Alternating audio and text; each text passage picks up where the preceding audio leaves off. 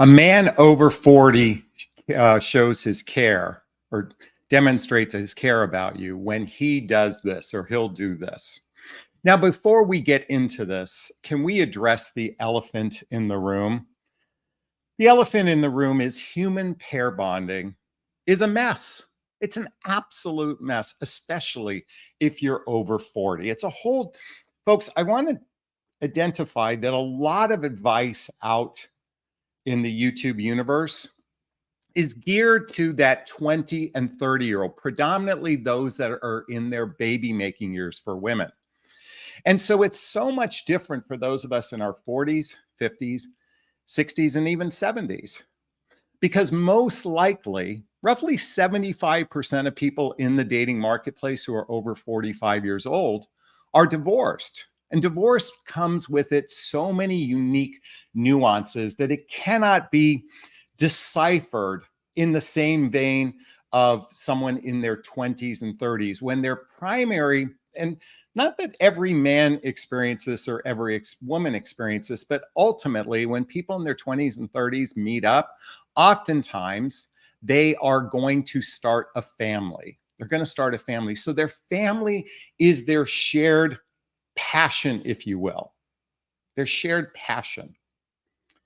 And so it's so much different for those of us in our 40s, 50s, and 60s, and even 70s, because most of us have children. And many people don't know how to integrate families together. And more importantly, they don't know how to navigate the meeting process, let alone integration of each other's lives. And let's just be real, online dating isn't a natural way to connect with people, even though it happens to be the number one place most people are meeting today is through some sort of online connection, whether it's a dating site or a dating app, or it might be through some social media connection. For the most part, I would venture to say well over 50% of all new relationships happen with an online connection. And yet it is so unnatural for us because I'm going to say, I was about to use the word deceptive nature of it, but the actual poor effort people put into this medium. Most people put in such poor effort into this medium. And then what happens when they meet this person in real life, they're oftentimes disappointed, whether it's the woman disappointed in the man or the man disappointed in the woman. Because in many cases, we create a false narrative, or in some cases, artificial intimacy has been built with this person before you ever actually meet them. Now, let's just say two people are lucky enough to connect with one another. Well, we still have dysfunction in the dating marketplace because the vast majority of humans have poor relationship skills. They have poor relationship skills. They have poor communication skills. They have attachment issues. And if you're not familiar with the work of love attachment style, I highly recommend checking out the book Attached by Amir Levine and Rachel Heller. By the way, all the books I recommend today will be linked below in the show notes under Jonathan Recommend Books.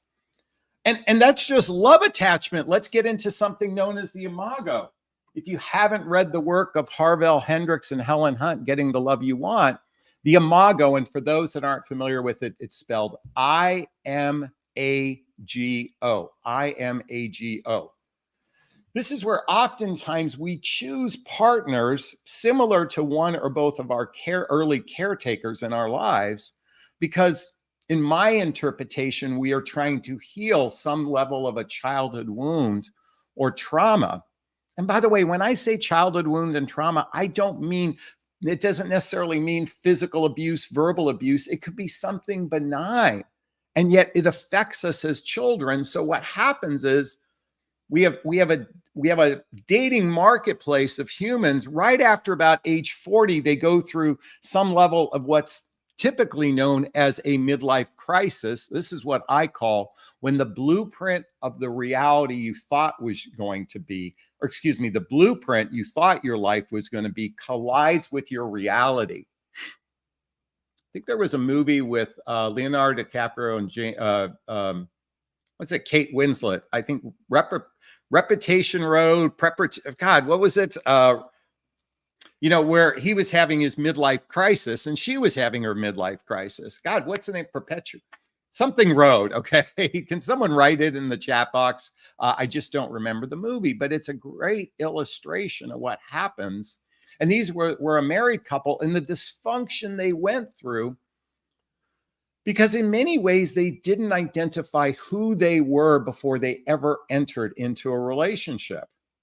Now, in a moment, I'll get to how a man demonstrates he cares, but I think this is a really important conversation to have, is that if a person hasn't gotten some sense of their identity, some sense of who they are, and they enter into a relationship with someone where their identity is a false identity created from their childhood or a confused identity. And by the way, this gets triggered in midlife, because remember when I said that blueprint of where you thought your life was going to be like collides with your reality? That directly affects your identity, and more important, the capacity that you can love yourself. In fact, I wrote a book about it called What the Heck is Self-Love Anyway? A Journey of Personal Development, Self-Help, and Spiritual Work. There's a link below to get a copy of my book. Why I'm bringing this up? And by the way, self-love isn't, manicures, pedicures, and working out at the gym. Okay, self-love. And by the way, that's part of it. Self-love is your self-worth, your self-esteem, your self-confidence, your self-reliance. It's all wrapped up in the concept of self-love. So what happens is divorce is a unique pivotal point in most everyone's life, because on some level, it's the death of a dream. But more importantly, it's the unraveling of the tapestry of a life you had. And in many cases, it leaves most humans rather confused. So what makes the over 40 man or woman different than those in their 20s and 30s is most likely there's a higher probability you've gone through some divorce or some significant relationship. By the way, I think the movie now was Revolution Road. I think it just popped up on my screen. So we have to be aware that our capacity, our emotional maturity directly affects our capacity to do what I'm about to share with you in a moment. Okay? Because a man over 40 cares about you. First and foremost, when I think men show they care about you when they treat you with respect. They treat you with respect. Now, what I mean by treat you with respect, I'm going to boil this down to one thing. Okay. Now, there's more than one thing, but I think this is probably one of the most important factors in how a man treats you with respect. And that is his penis doesn't rule him. His penis doesn't rule him. In fact, I want to share with you a quote I wrote. It's coming out on my Instagram soon. It says, a man shows respect for a woman in the early stages of dating by not letting the little head do the driving. A man who can temper his sexual urges before trust is built, and I'll talk about that in a second, is a man who treats a woman with respect. What I mean to say is, sexual urges are a good thing. I don't want to discount our capacity to be physically intimate with someone. But at the same time, are they physically intimate because they just want to ejaculate inside of you or ejaculate in your mouth? Or is it that there's some level of trust being built between the two of you? This is why I'm such an advocate for spending a significant amount of time building trust with one another before you embark on the chemical bandwagon of chemistry. It's interesting because a man might show he cares about you through the expression of his feelings. Okay. Now, this is really critically important. So you have to stay tuned for the next couple minutes of what I'm about to share, because sharing their feelings can be a bit confusing. So I want to identify this in a most important way, because this is the most confusing part, particularly for men versus women. Okay. So there's another meme I created, and I'm going to read it to you, but it says, Beware of the man who doesn't talk about his feelings. Now, a man can share his past from an emotional perspective. He can share his struggles he has in his professional life. He can regularly say, I love you, but it's usually after you say it to him. You regularly say, I love you. And he can even ask you to move in with him, but that doesn't mean he deeply cares for you. So here's the answer to this, the title. The best way any man can show he cares is when he constantly opens up emotionally, sharing his feelings about you and what it feels like to be with you. Let me repeat that. He shares his feelings about you, but more importantly, he shares what it's like to be with you. If a man demonstrates true care when he expresses his feelings about you and towards you. You see, the man who has walls up, the man who's less likely to show the man who is stoic and doesn't express his emotions towards you. See, let me pause for a moment. A man shows he cares when he wants to develop a genuine friendship with you. You see, developing a genuine friendship with you. And when you are friends with each other, you demonstrate care for one another, but you also express your feelings about each other. You express your feelings about and what it's like to be with this person, particularly in the area of expressing appreciation for who you are, not what you do for them, but also what you mean to them. The expressing of appreciation and gratitude is a huge sign of someone demonstrating they care about you. Now, I recognize in the book, The 5 Love Languages. In the book, The 5 Love Languages, not familiar with it, the 5 love languages are words of affirmation. By the way, if you're a Leo, it's words of adoration. Just a little FYI. We like to be adored. Words of affirmation, physical touch, quality time, acts of service, and gifts.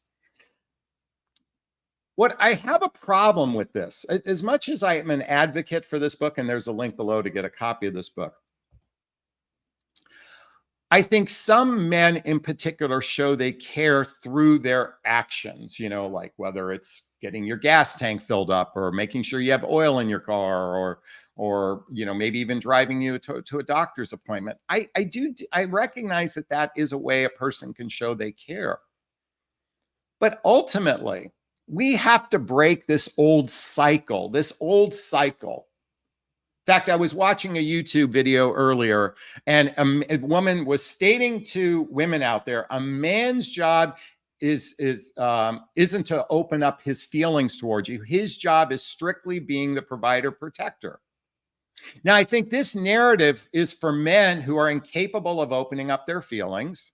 They want to control you, and they're usually incapable of being a genuine friend with you because they have deep wounds in their lives. This is just my speculation here.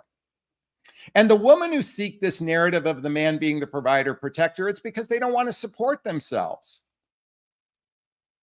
They don't want to support themselves. So there's a lot of rhetoric out there, and why I'm arguing against this rhetoric. While it sounds great, the man's a provider protector, we have to face the real deep reality is that we have to support ourselves, whether we like it or not. There are absolutely no guarantees.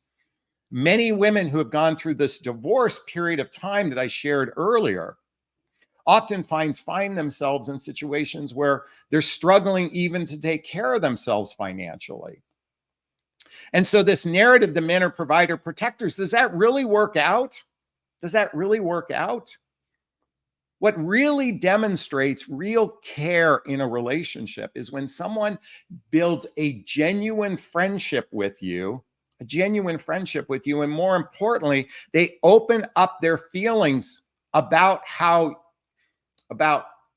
listen, we have to be careful about when a man says, oh my God, it feels so wonderful to be with you, because he's only focused on the pleasure that you give him. See, it's not, and that's certainly an important, and this happens in the early stage of dating. I mean, how many of you have experienced the guy on a first date? Oh my God, you're so amazing. I could see myself getting married to you. You know, we should travel together, yada, yada, yada, yada. That's because we're amped up on the chemicals of oxytocin, dopamine, testosterone, serotonin, just to name a few.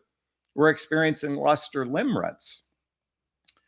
But that's how you make him feel. I'm talking about how he expresses his feelings about you as a person. Does he express his feelings about you as a person, as a human being? What qualities and attributes about you does he admire?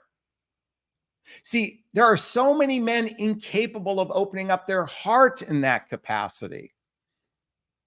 But ultimately, isn't this what we want to experience? Isn't a romantic relationships are rarely about survival anymore. It's about bonding at a deeper emotional level. If you're not familiar with the book Emotional Intimacy by Robert Masters, I highly recommend checking this out. Highly recommend reading this, okay? I think the understanding of our emotional world is the key to relationship success going forward, along with integrating into each other's lives, meeting each other's needs, being there for you, building trust. Do you know what trust is? Trust is, does this person have my best interest at heart? That's trust. When you know this other person has their best interest at heart. You know, sadly, we live in a self-centric world, particularly in the early stage of dating. It is riddled with, I want to get my needs met. It's rarely about the other person. I mean, and by the way, ladies, you are no picnic in this realm either. I'm going to say to you, you equally can be as avoidant, as dismissive, as entitled. This isn't, I'm not here to, I'm going to say that I think both genders, when I was talking about this issue, both genders, well, by the way, I know there are more than, you know, the male, female from a political perspective, but I'm saying for the most part, to my audience, men and women are rather dysfunctional. So what's the antidote to all this? And what's the antidote? Because I know it can feel rather depressing thinking that there are no options out there. Let me just say this. There are a lot of good men out there that are ready to open their heart to someone. In many cases, they just don't know how. All they need is a little bit of training, believe it or not. It's interesting, my clients, and by the way, do you see this link right here to schedule a discovery call with me to see if working with a coach is right for you? I have curated a program where each module my clients go through actually use this in their dating process with the men. They show all the work we've done together. And it's amazing how the men are so receptive because many men just need a little bit of coaxing. They don't know how to connect with their heart. Ladies, after going through a divorce myself, I didn't know this 15 years ago. It took me a lot of painstaking work to get to where I'm at today.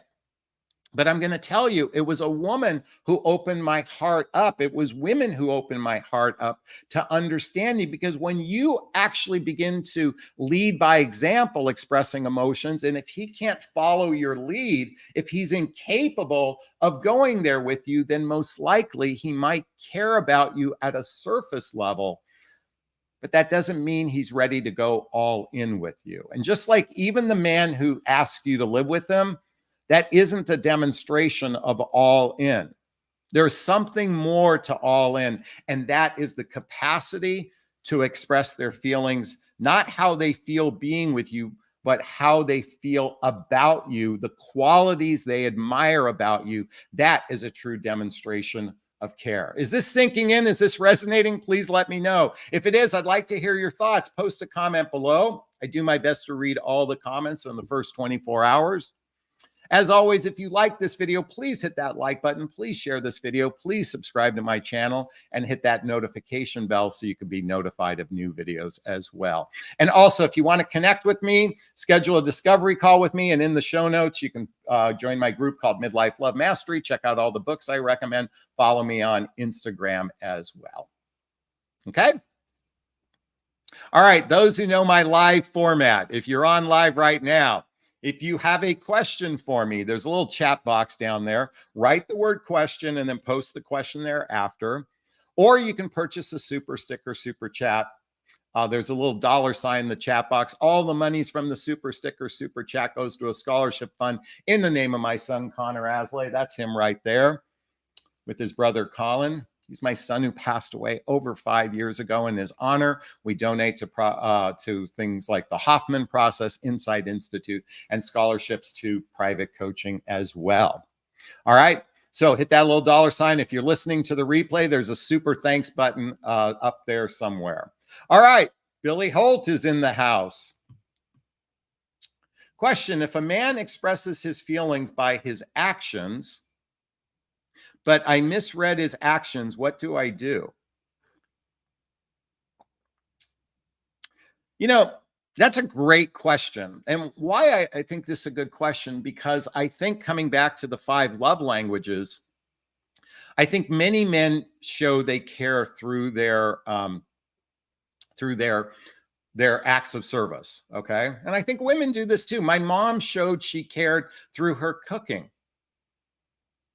My mom also had a difficult time expressing her feelings. And in fact, she had oftentimes chaotic feelings. I will tell you this, that wounded me as a child, because while I can appreciate, she showed she cared, I think ultimately we humans need to hear the words. So what happens is when you say, I misread his actions, you see, when a person can't express the qualities they appreciate about you, and not the sexual qualities, okay? Let's go. I mean, again, our base instincts, our base needs, I think men can maybe go down that road, but that capacity to really open up their feelings towards you, I think will cause you to misread the actions, because we believe that's care, and it is care. There is certainly care, whether he puts up your television, whether he installs your electrical box for your electrical vehicle, something like that. Certainly men who are handymen, that's how they show it. But ultimately, I want you to think about it. The real depth of a relationship is through our capacity to be genuine friends with one another, and also add to that the capacity to express feelings. By the way, I'm not saying this is an absolute. Many of you can have a happy relationship without expressing feelings for one another. That's certainly possible. But ultimately, when a man can genuinely demonstrate his feelings about you as a person, that shows he cares. Okay.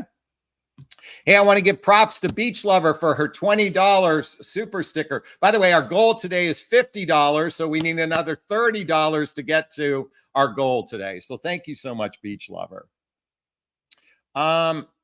Janet says, this is true, Jonathan. When I listen to younger men who present themselves as relationship coaches, their advice screams that they're in baby making phase of their life. Yeah. You see, folks, while I respect many of my contemporaries out there, whether they're people that just got engaged who are in their 30s and they're probably going to start a family soon, or they got married in their 30s and they currently have children, it's a whole different ballgame for those of us in midlife. I'm going to share with you, I'm not happy that I'm back out in the dating marketplace. I'm rather upset. I'll be candid with you. I get it. And I'm just as equally disappointed with the amount of effort human beings put into connecting with one another. This is why I've started a singles mixer, so people can meet more organically, because I get the frustration of the dating apps, and yet people put pathetic effort into it. And it's no wonder it's marginalized human beings, especially the swiping. I think swiping has marginalized human beings. So I get the frustration, and granted, and just to take a step further, ladies, you might be frustrated with dysfunctional men. I'm frustrated with the dysfunction of women as well. Although I'm dysfunctional, so I guess I'm meeting my mirrors out there. What I mean to say by dysfunction, there's a significant percentage of the population that hasn't gone back to heal childhood wounds and adult traumas. And again, I'm not talking about adult childhood wounds as something abusive. I mean, granted, if they had serious abuse, that needs real, genuine treatment and healing. I'm talking garden variety wounds and how this affects the negative patterns or limiting beliefs in one's life. And what I mean is contributes to the negative patterns and limiting beliefs. If you haven't read the book, The Hoffman Process, this is a deep dive into healing childhood wounds and adult traumas. Why I'm advocating for books, ultimately, I'm going to tell you something, folks. I was watching Esther Perel. If you're not familiar with Esther Perel, she wrote the book Mating in Captivity. And she did talk about the fact that relationships are a container for healing. I would say my most recent relationship that ended, and again, it wasn't my choice to end, although I'm grateful because I recognize our misalignment now, was probably one of the most pivotal points in my life for my emotional growth. Because through the contrast of what was missing in the relationship made me absolutely crystal clear of what's critically important going forward in any new relationship. Our relationships are containers for growth within each individual. It is an absolute container for growth. There's no doubt about it. At the same time, if a person enters into the relationship with little or no desire to be introspective or grow as a person, and they've been deeply wounded, they will affect the other person as well. But I mean, I'm going off on a tangent here. So let's go back to questions. Again, Beach. Hey, oh, by the way, it's Revolutionary Road. I guess that is the answer. Thank you, everyone. I just couldn't remember. Rachel just gave us a $5 super sticker. Well, I guess that's a, is that a pound or it's not a euro? So thank you so much. Now we're only $25 away from our goal. All right, let's keep going. Teresa B says, I've loved watching your videos. A lot of resignation with me in my relationship as a widow, dating divorced men with a lot of hurt in their past. Your advice is helpful. Have a wonderful day. Thank you so much. Yeah, a divorce is a traumatic experience. That's when I talk about adult wounds.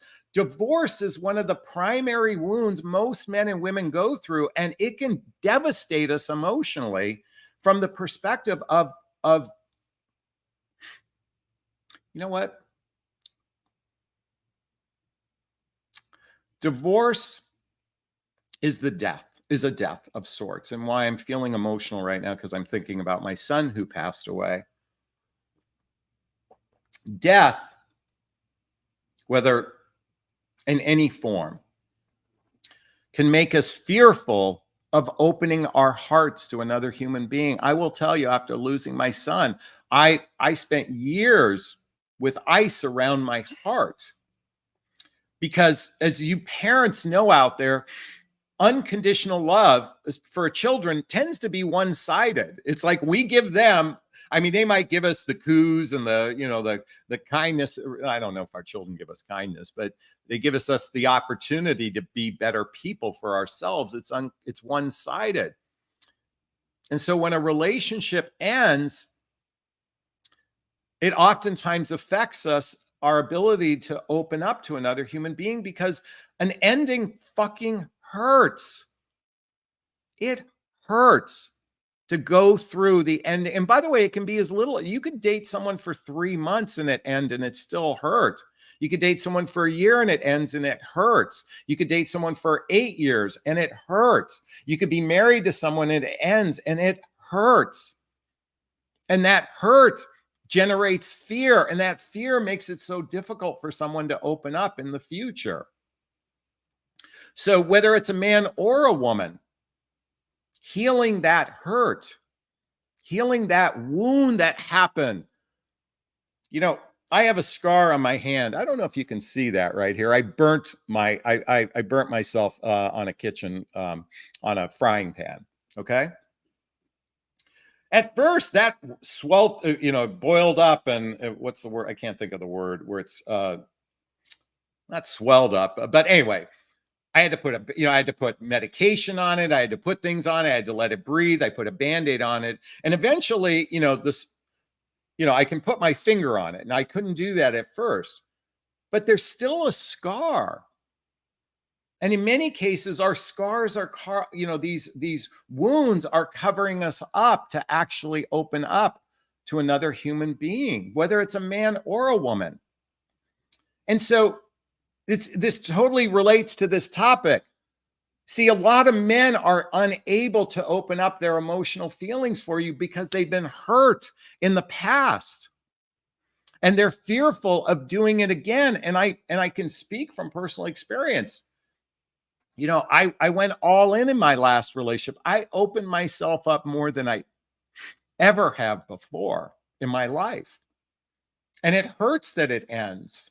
So I understand from an empathetic perspective what many of you go through, what it feels like to go through that hurt. Okay, I'm gone on a tangent. Thank you so much, Therese. I appreciate that. Billy Holt is back in the house. Jonathan, you have told me what is going on, but you didn't. Okay, let's come back to Billy Holt's question. If a man expresses feelings by his actions, but I misread it, what do I do? Well, I apologize. I did not answer your question. You're absolutely right. What do? You ask for clarity. Ask for clarity. See, this is where, okay, folks, if you're not familiar with the book, 2 books.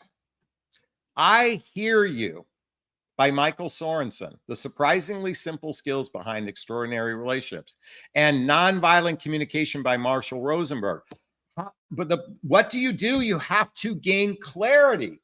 You have to ask questions to get clarity.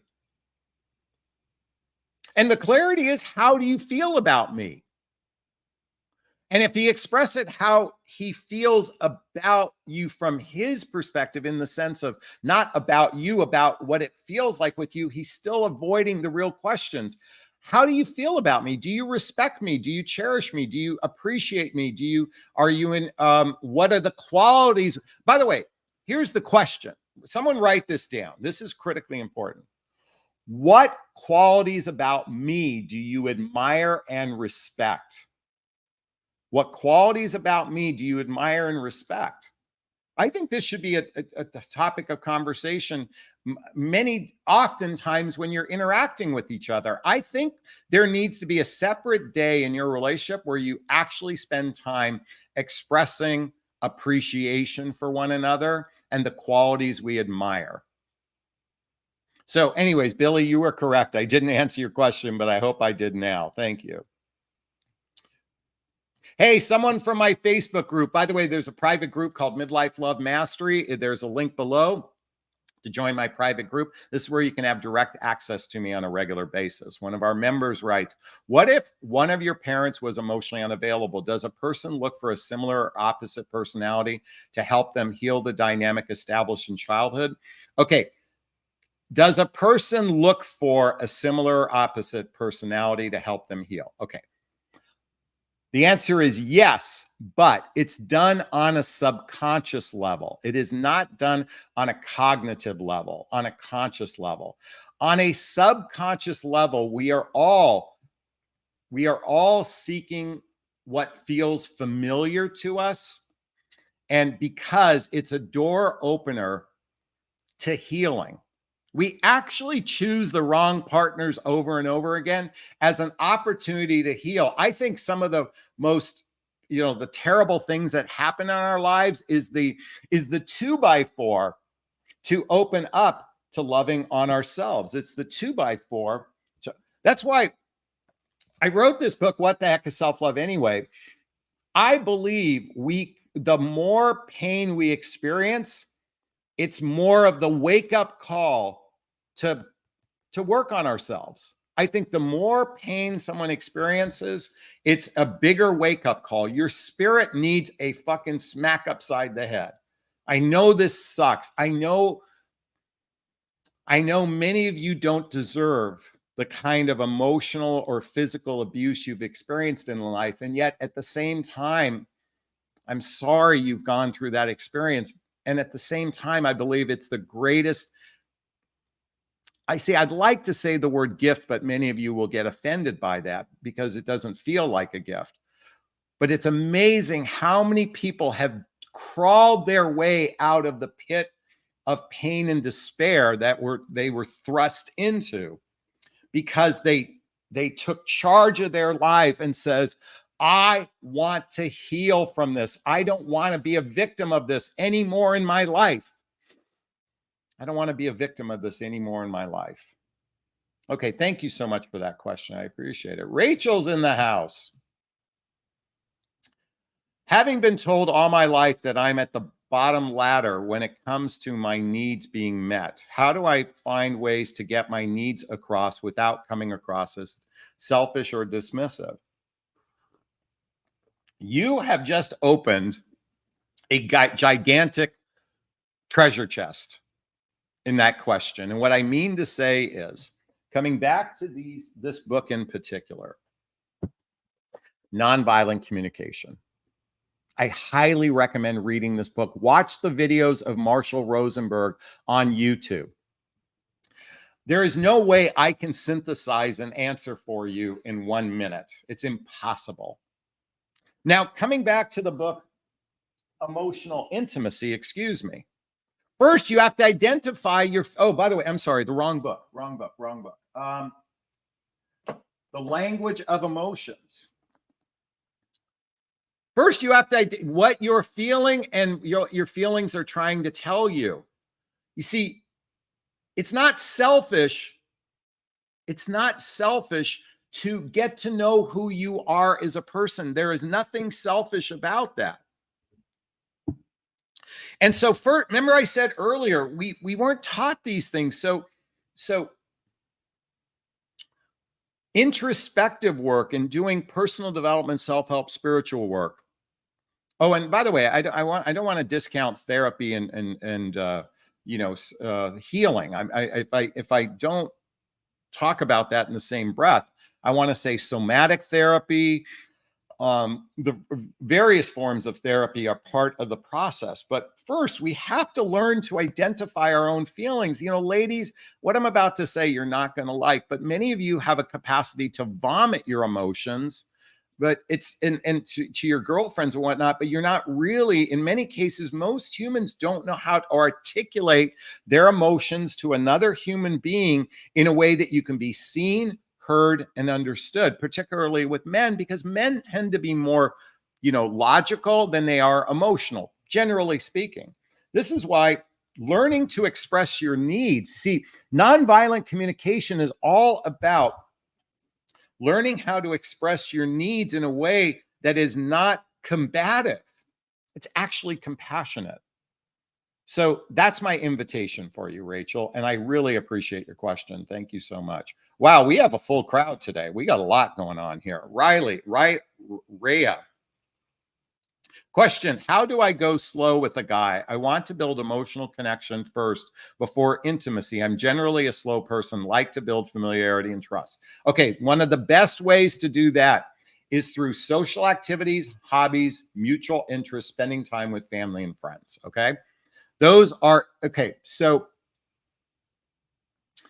I was listening to Alison Armstrong. If you're not familiar with her work, she wrote a book called Queen's Code. She does a lot of work helping women understand men.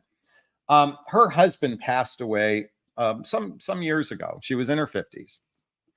And she's in a new relationship with somebody.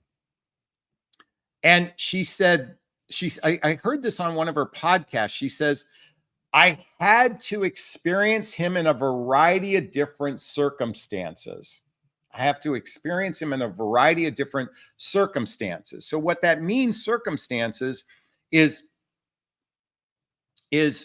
social activities, like being out in the world, hobbies, mutual interests, spending time with family and friends, visualizing him being in a car with each other, driving, see how their driving skills are, traveling together. How do they handle, the unfamiliarity of a new town or a new city? How it's experience a person through different circumstances is what she talked about.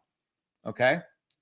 But Jonathan, okay, many of you have commented on the voice I use, but Jonathan, all we do is text message each other. Our entire relationship is through text messages. Okay, I know that voice grades on some of you, but you're arguing for your limitations when you argue that, again, if you're in a relationship where your entire relationship is built through the smartphone, you can't build an emotional connection with someone. You build what's known as artificial intimacy.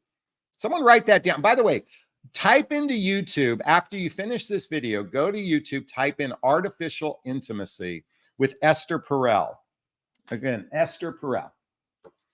Artificial intimacy with Esther Perel. Watch, I think it was a TED Talk. It might not be a TED Talk now that I think it was like a presentation, like a TED Talk. It's a brilliant conversation. It'll take about an hour to watch to understand how we have curated false relationships through our devices predominantly. So the best way to build trust and familiarity, social activities, hobbies, mutual interests, spending time with family and friends, and traveling together. Those are the best types of circumstances, okay? All right. Hey, Chantel just gave us a $20 super sticker. Thank you for the love. Okay, our goal now, we're at $45. Our goal today is 100. So we appreciate the love. We are going to stay on for a while today, I think. When is the right time to tell someone that you love them? Okay, great question. I want someone to write this down. I'll repeat myself, okay? I'm going to share with you what I love you means to me, Jonathan Aslay, and you have to decipher this for yourself, okay? So it means I'm here, you matter, we are important, I've got your back, I'm not going anywhere, and I only want you. Now, I'm talking in the context of a partnership-oriented relationship, okay? I love you can mean a variety of different things. This is singular to the way I view it from a partnership-oriented exploration of a relationship. So I'm here. That means I'm present. I'm not thinking about the future. I'm not thinking about the past. I am present to this relationship. I'm not hung up on a past relationship. I'm not looking for somebody, for the next best thing. I'm not swiping on dating apps while I'm in relationship with you. I'm here. I'm present to you. You matter. Well, that's putting your feelings on equal par with my own feelings. Your feelings matter to me. Your feelings matter to me. I'm here. You matter. Number 3, we are important. That means our relationship is a separate entity. There is a you, there's a me, and then there's a collective we. And I treat this relationship as something I cherish, covet, respect. I treat this relationship because we're both two sovereign human beings, but I treat it with what's the word I'm looking for? As something critically important in my life. Okay, so I'm going to repeat again. I'm here. You matter. We're important. I've got your back. Look, if you need a ride to the doctor's office because you have a colonoscopy, I'm there for you. You have a 4 a.m. flight that you have to catch on a plane or go to the airport. I'm going to drive there for you. I'm going to pick you up.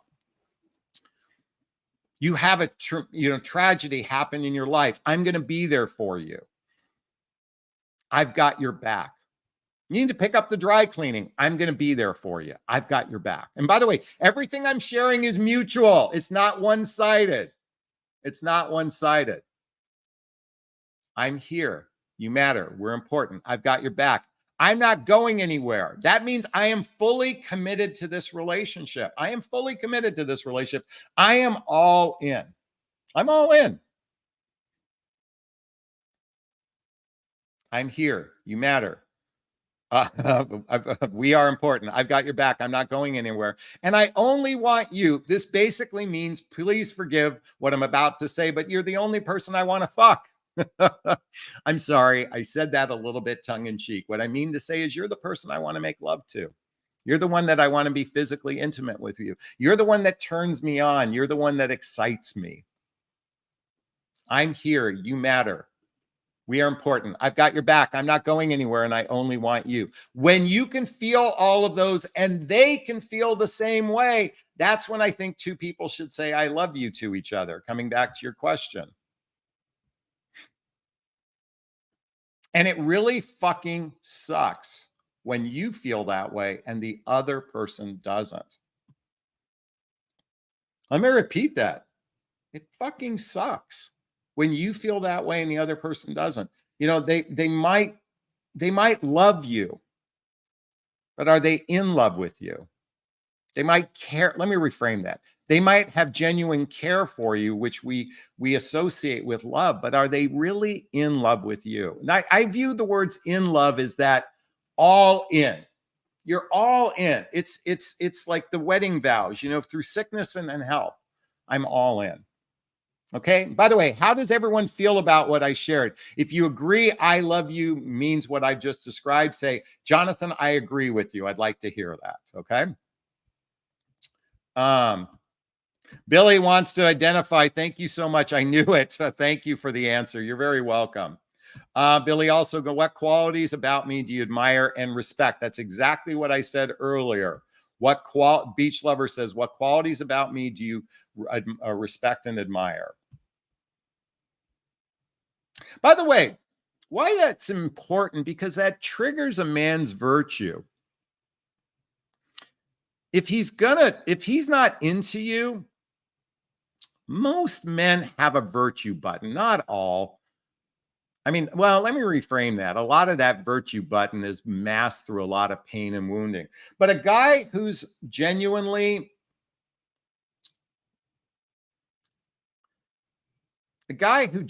respects you, if he doesn't care about you, I mean, if he isn't, my son, who's pictured right there, Colin, I'm going to out him for a moment. I hope he doesn't mind. He was in a relationship with a woman for 5 months. And he really cared about her. And I can't share some of the particulars. But 3 months in, he goes, Dad, I'm just not feeling it. I'm just not feeling it with her. And by the way, she's attractive. She had a great job. She had sweet. I mean, she was just I thought she was adorable. I was really happy for him. But he said, Dad, 3 months in, I'm just not feeling it. I said, give it a chance, you know. And 2 or 3 months later, he ended the relationship because our feelings about another human being are such, like, love is an intangible.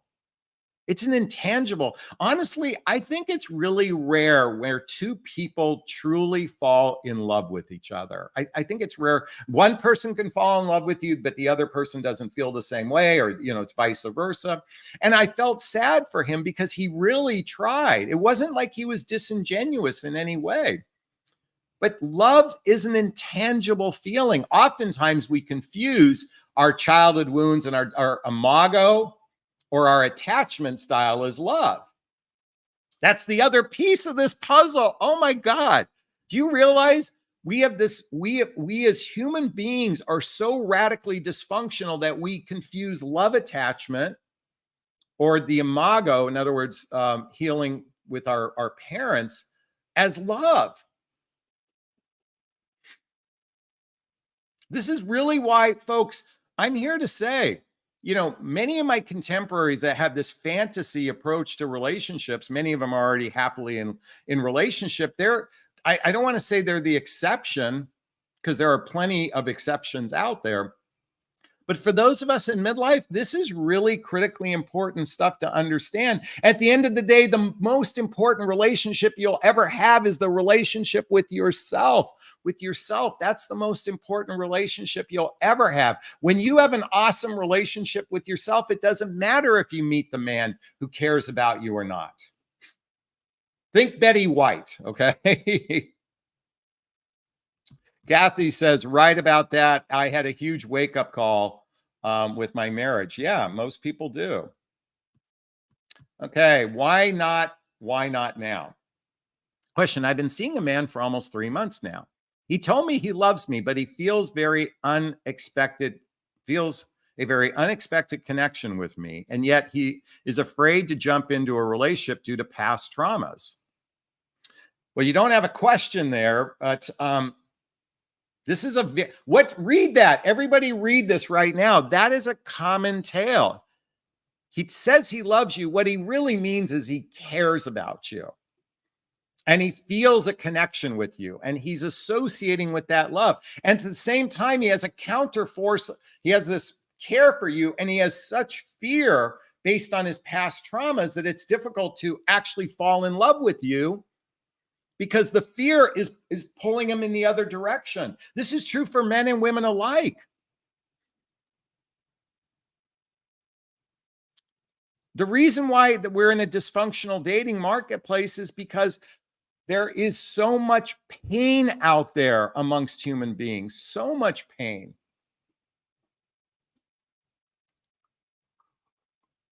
If you have a question, post it later and then I'll try to respond, okay?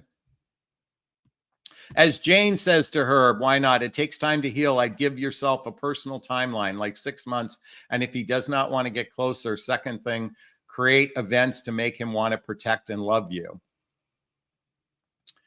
No, I agree with that, but he's got to heal on his, it's possible to heal in relationship, but he has to make effort to heal. Because the more acts of protection and providing he does for you can create a false sense of intimacy. Because if his heart is blocked, it will end at some point. He's got to work on his stuff. Maybe therapy might be necessary. Okay, let's keep going. Jane Spitfire adds that create events like travel together, shower together, do pillow talk together. I'm not disagreeing with that, but I'm also going to say if he can't get to the root healing, it's always there. That scar is there. It just hasn't, the scar isn't there. The wound is still there. It hasn't healed to where you can, like my scar on my finger I talked about. Okay. Paula says, I love your work, Jonathan. Oh, thank you. I appreciate that. Remember earlier I talked about artificial intimacy with Esther Perel.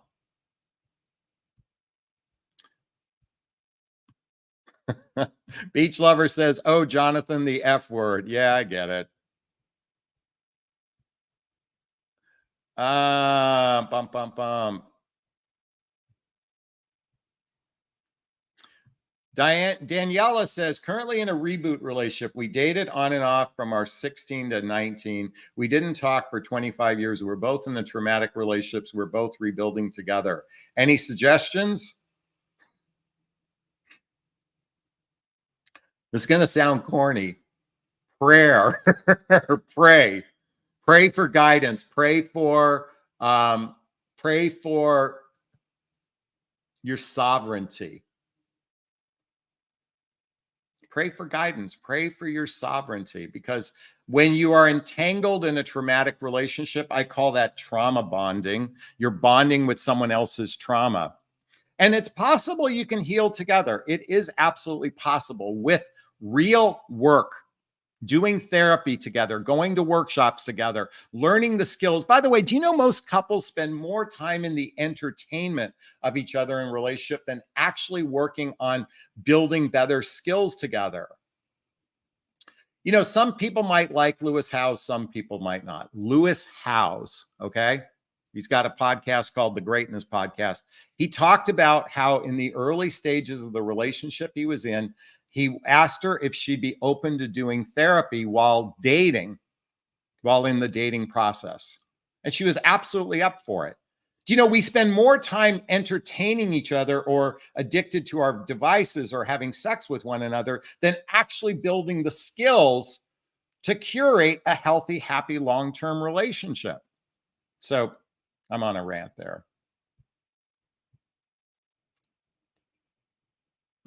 One of my Facebook members, I agree with you, Jonathan, what it means to me, but not what it means to everyone. Exactly. I love you. What it means to you might be different than what it means to someone else. By the way, that's another good question to ask a man. What does I love you mean to you? That might uncover a lot of interesting answers, okay? Balloonska question. How to handle the step from showing mutual love and care, as you just said, but then go to the step further to say, I love you. People get scared. You know, there's a leap of faith that happens when we say the words, I love you. First. And again, most humans confuse attachment style, imago, IMAGO, or just genuine care for another as love. And by the way, those are important. I mean, those are all factors to consider. You know, I think what you're asking is probably the hardest question to answer, because how many people said I love you on their wedding day and got divorced? See, I love you is momentary. The feeling of love is momentary. It's the seeds of trust. It's the roots of trust that you plant through a relationship, through social activities, hobbies, mutual interests, spending time with family and friends, traveling together, being on the same page financially, speaking each other's love language. And physical and emotional intimacy is all of those are the roots to building the trust, where you feel like this person matters so much to me that everything in their best interest is my best interest. How many human couples actually ever reach that state? I know it's a depressing number. I know it's a fucking depressing number. But at the same time, we all hope to be the exception, not the rule. And that's what makes us go. By the way, a friend of mine once said to me, this was after my second most significant relationship in my life ended, and I was in the pit of despair and I was a victim in all of this. And he said, Jonathan, love is a risk, but it's still the best game in town. I mean, here's the bottom line is fall up, fall down, stand up, fall down, stand up, fall down 7 times, stand up the 8th time. You know what? As much as I'm still probably the residue of pain in my ending of my most recent significant relationship, I am still hopeful. I'm a hopeful romantic. I'm not a hopeless romantic. I'm a hopeful romantic. I still wake up every day going, did my soulmate cross my path today in some way, shape, or form? I know it's kind of corny, but I that's genuine, the honest to God's truth. I think, you know what? I always, and I do the actions throughout the day to put myself in environments so I can be seen and to see her. I'm not afraid, because ultimately, and I invite everyone to say what I'm about to say, because I say this to myself every day. I open my heart up wide, and I am worthy of love.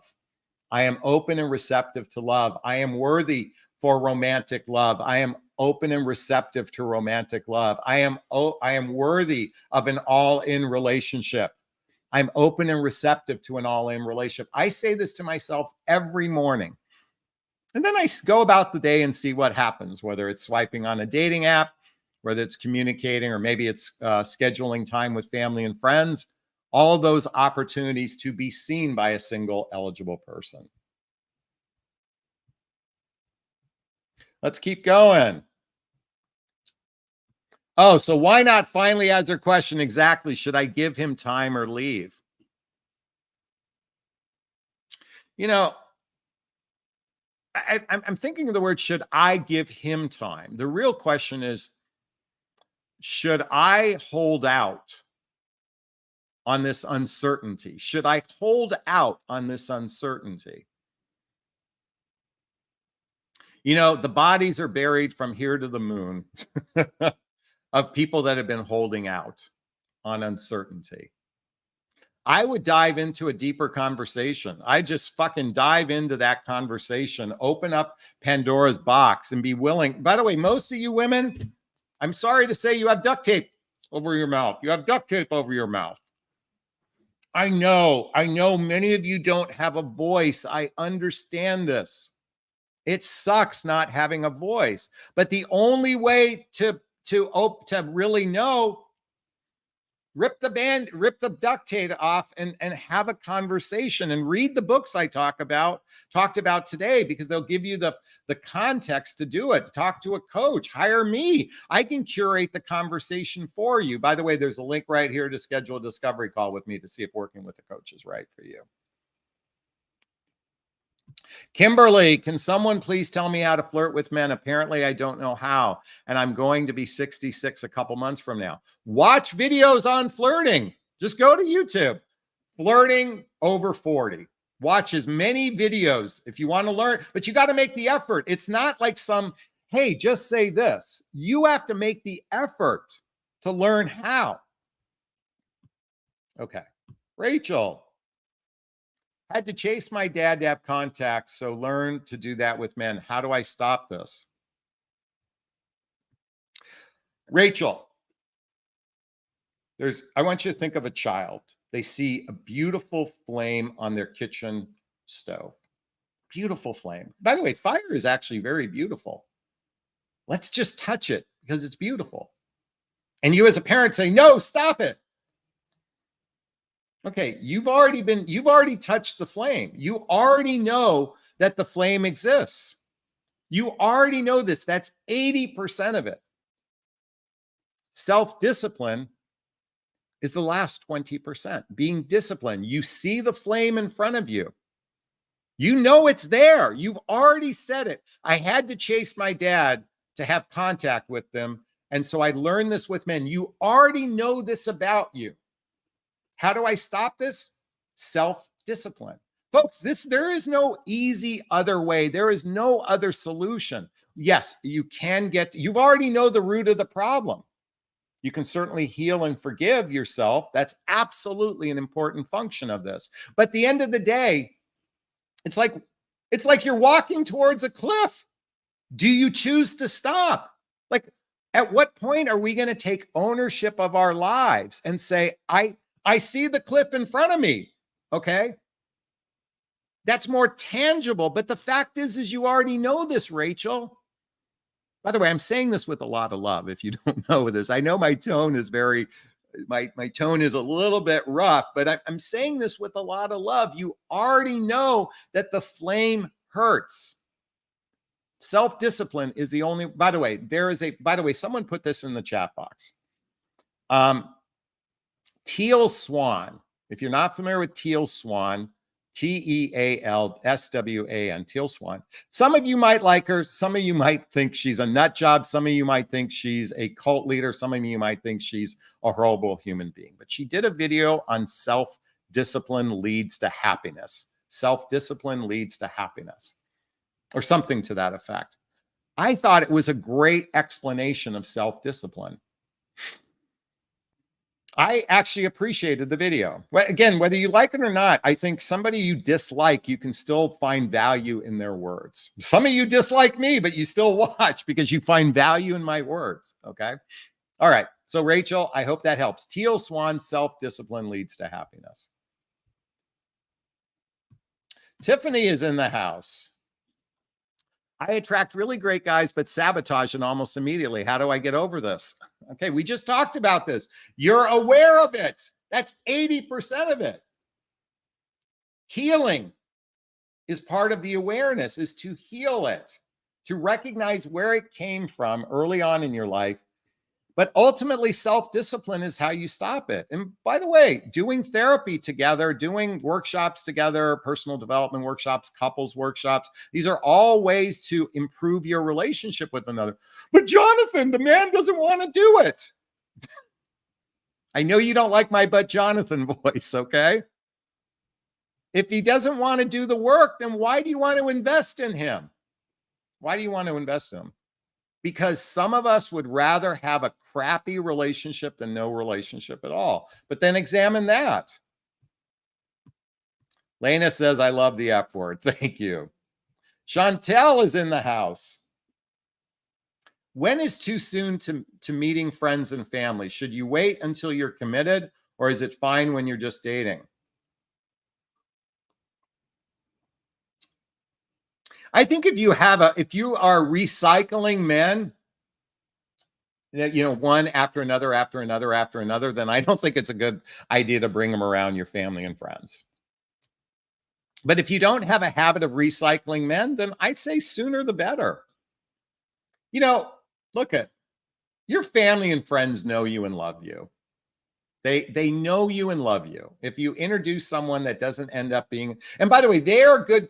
By the way, to some degree, and by the way, this goes both ways, what I'm about to say. Some degree, they actually can be beneficial in helping you catch the blind spot with this person, but they also, some family and friends can sabotage your relationships. This is where your relationship with your family and friends is a critically important component to the introduction to somebody, to your family and friends. If they have a propensity to sabotage things for you, then you're setting yourself up. But then it's going to be problematic anyway. I say the sooner the better. When I call someone my girlfriend, when I agree to monogamy and exclusivity, that's the time I introduce them to family and friends. Time out. When we both agree to monogamy and exclusivity, that's the time to introduce someone to people I love. Because and I'm also clear about exploring a relationship. By the way, folks, we got to stop the word dating. We have to reframe it. Are we exploring a relationship together? Thank you, Chantel. By the way, we'd like some love. Hit that little $sign to donate to the Connor Asley Scholarship Fund. Beach says your rants are necessary. Thank you so much. I appreciate that. Ashley says in Africa, Jonathan, following your before the penis goes inside the vagina rule completely changed my dating. I'm loving the healthy relationship and wonderful man, and self-love was a catalyst. Yay, yay, yay, yay, yay. By the way, folks, I haven't said it in a while. Before the penis goes inside the vagina, you both should read chapter 1 of the book, 8 Dates by Doctors John and Julie Gottman. Chapter 1. Okay. Chapter 1, right there. Lean on me, trust and commitment. Before you guys fuck, okay? I know that grossed you out. Before the penis goes inside the vagina, you should at a minimum have read this chapter, okay? In fact, you should read this chapter before you begin dating and have a conversation about what that chapter represents before you have physical intimacy with someone. Thank you so much for that. I'm happy to hear you're loving yourself. Question, I read about a test to see if a man loves and cares. You commented out loud, you want apple or grapes, and then see if he gets up and goes and gets it. What do you think? Again, that's showing he cares versus expressing care. There's a big difference, because he also could just be a polite human being too. But by the way, showing they care, see, to me, love is all in. It's all in.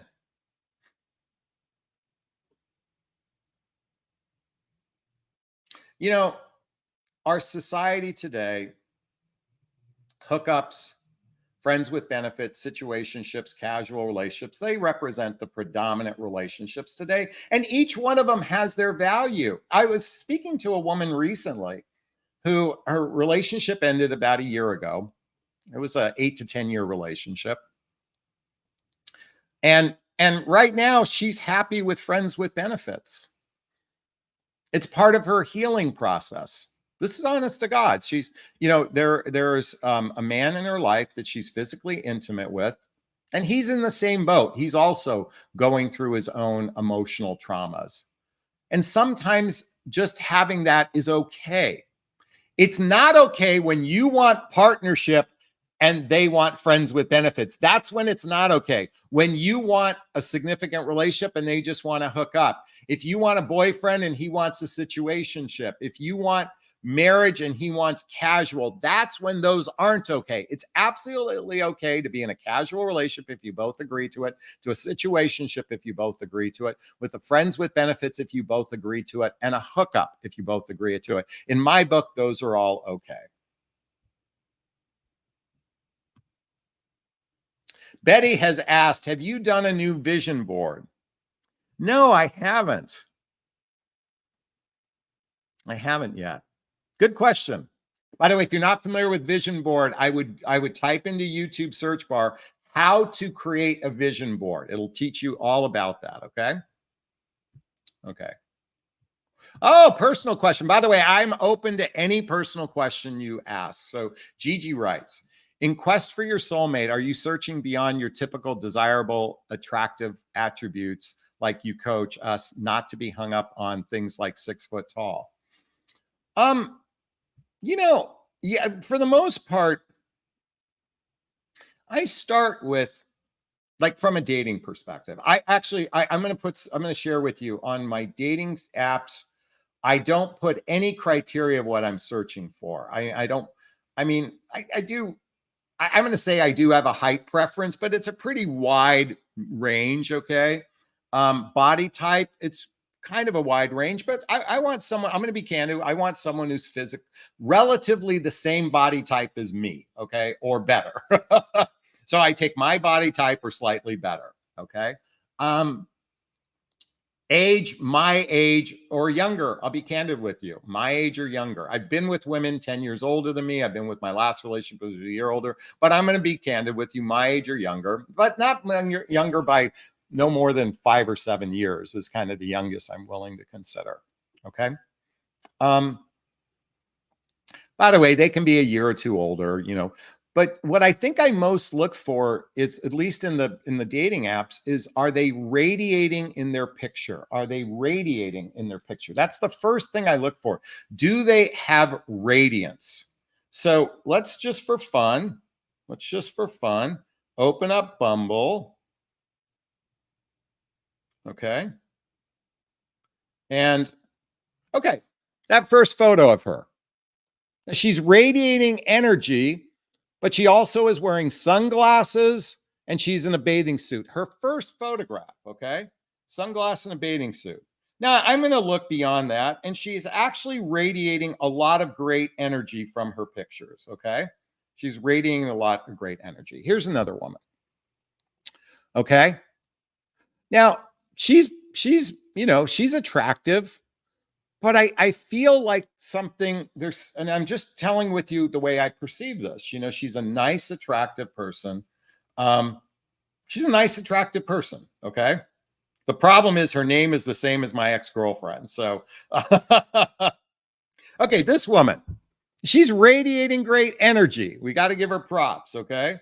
Now, this is her first photograph, a picture of a salad, only half of her body. I don't have respect for mediocrity, because that's a mediocre photograph. And so I'm also looking at the care that they instill in the curation of who they are. I think of it like, I want you to think like an actor or an actress. They have a portfolio. They put photographs in their portfolio, a variety of different shots. They're usually professionally altered. Okay. But the director doesn't care, because the reality is, unless you've grossly misrepresented yourself in your photographs, most people don't. Actually now with with apps, you can completely misrepresent yourself to another person.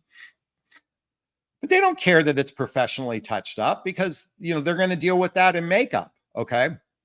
But my point is nobody goes in for an acting job with a mediocre representation of themselves. They put their best representation for themselves in their portfolio.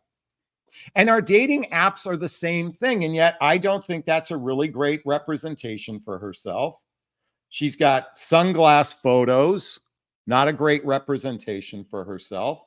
So it caused me to swipe the other way. Okay, she's got a cocktail in her hand. She's got spirit. She's got energy. That's okay, But then again, a bunch of sunglass shots. So do you get my point? So coming back to I have a wide range within my wiggle room, but what's most important to me is radiance. Someone who is radiating their energy by the effort that they made, and they put quality effort together. That's what matters most to me. Okay, let's keep going. Rachel says, I cannot tell you how much better I feel now. Your answer is what I've been doing more recently. So glad. And I know it's answered with love. Back at you. Oh, thank you. I'm so happy. All right, let's keep going. By the way, how about some donations to the Connor Asley Scholarship Fund? Facebook group member says, can you describe attributes of an emotionally unavailable personality? Can avoid progressing into a relationship? What if they appear as strong and quiet and stoic person? One of the best indicators of the future is someone's past. One of the best indicators of the future is someone's past. So finding out about their past relationships, as much understanding you can about it, gives you insight into how they handle themselves in the future. More importantly, asking these 4 questions. What positive things about yourself did you learn in this relationship? In each one of your relationships? How have you healed from each relationship? What was good and what are you most grateful for? Okay, why are those questions important? You have to become a detective because people can sidestep these answers. Well, I learned how not to date a cheater or a liar or a crazy woman. No, you didn't learn that. You just experienced that, but you didn't learn it. How have you healed is a self-examination of why you made the choices that you did with those people. What was good and you're most grateful for gives you an idea if they're harboring any negative attitudes towards that relationship. Those are probably some of the best questions to be asking. And if you didn't get all that, rewind this video and rewatch it, okay? Sally says, who here agrees Jonathan is like a big brother? You really need. Love your advice. By the way, I didn't offer the hot seat today, but I'm going to open it up. I forgot to do this. I'm going to post the link right now. If anyone wants to talk to me live right now, I'm just on a roll, so we're just going to keep going. It's posted in the link there.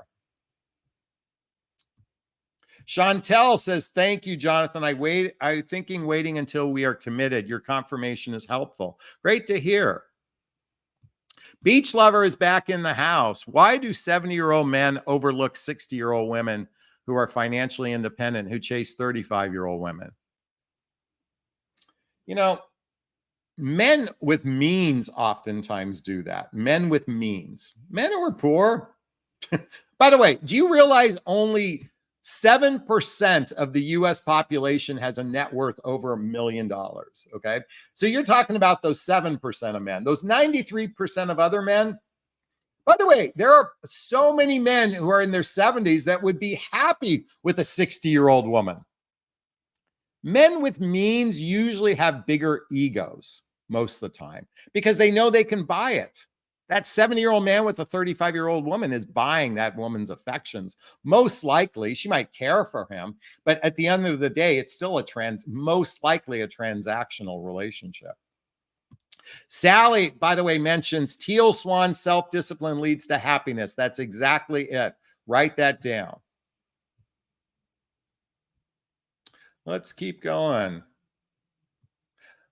Christy says, I'm in a beautiful relationship in every way. Just wish we could make love more often. He's 69. I'm 63. He works and is tired a lot. It's great when we do, but am I being unreasonable? If you're having sex twice a week, I think that's anything.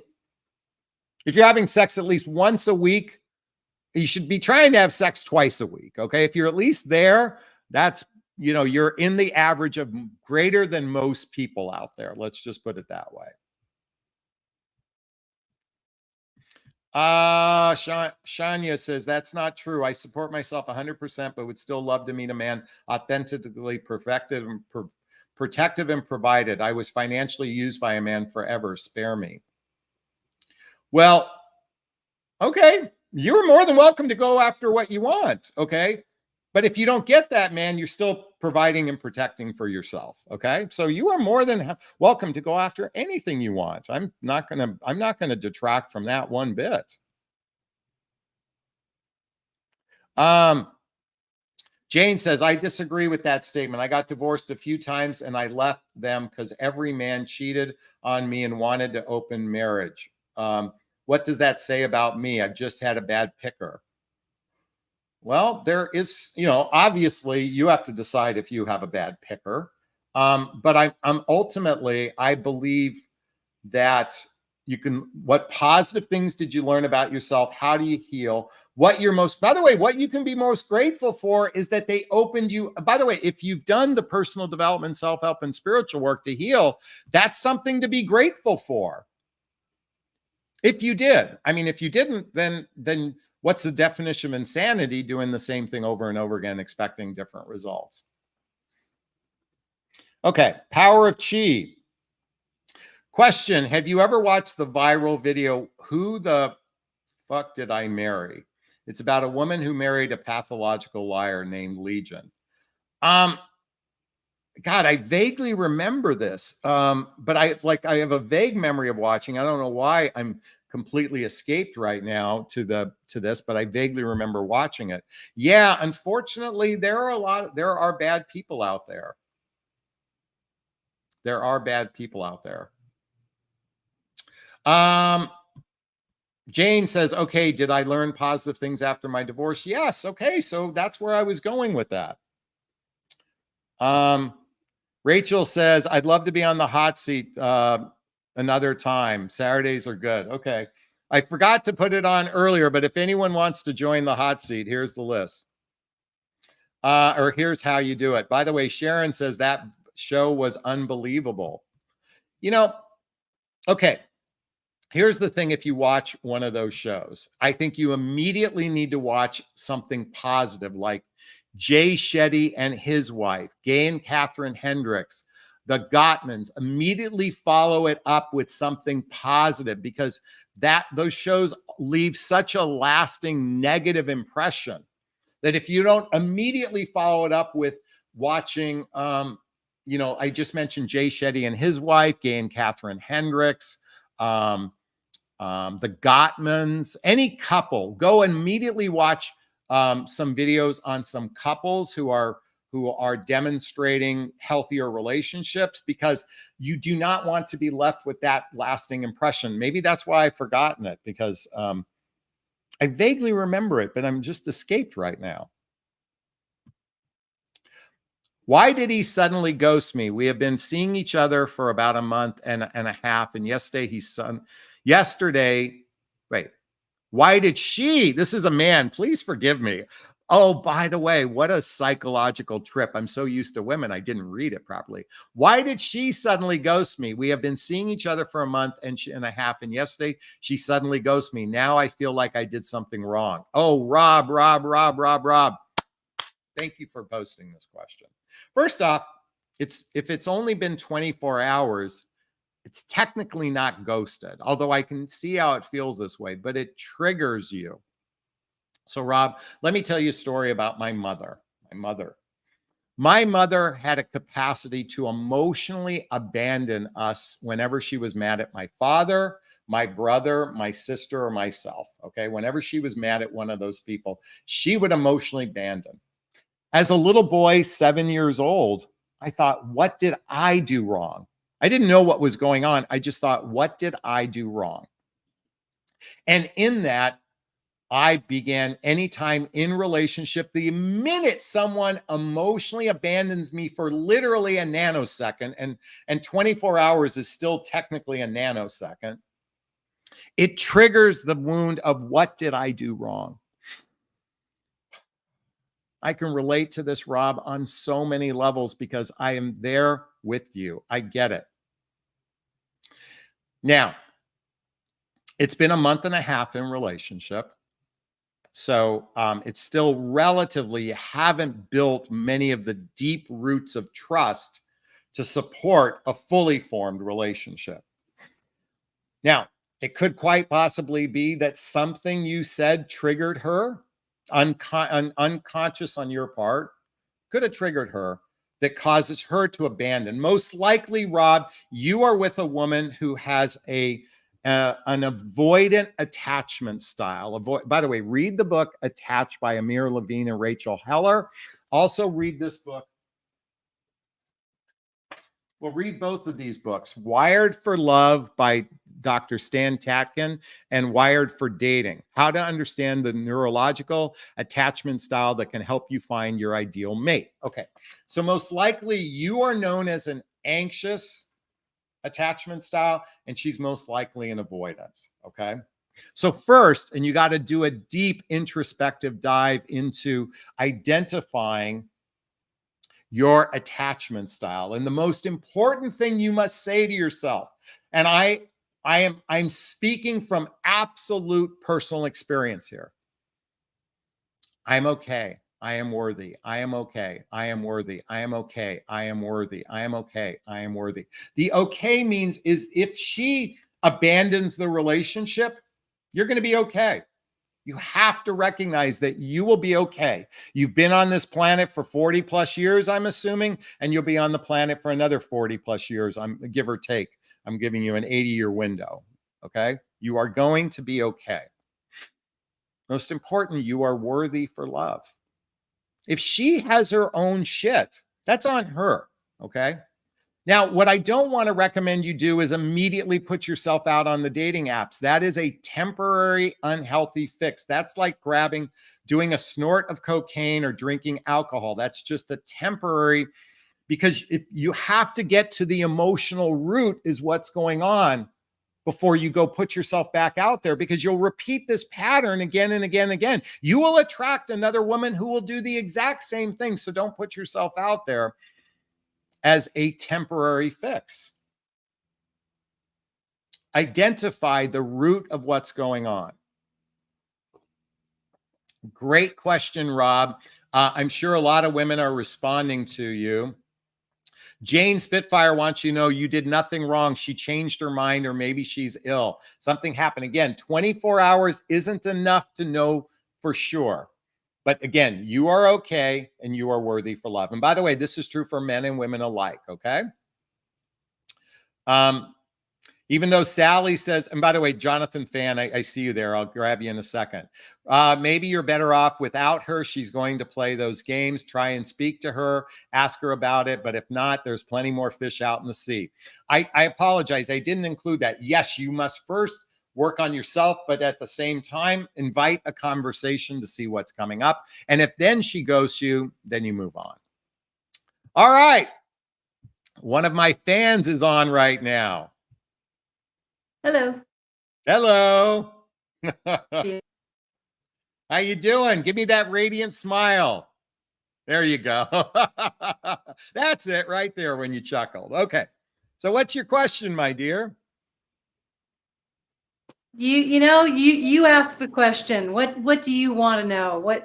Okay. All right. We're going to do this in reverse order. Okay. Are you currently in a relationship? Just say yes or no.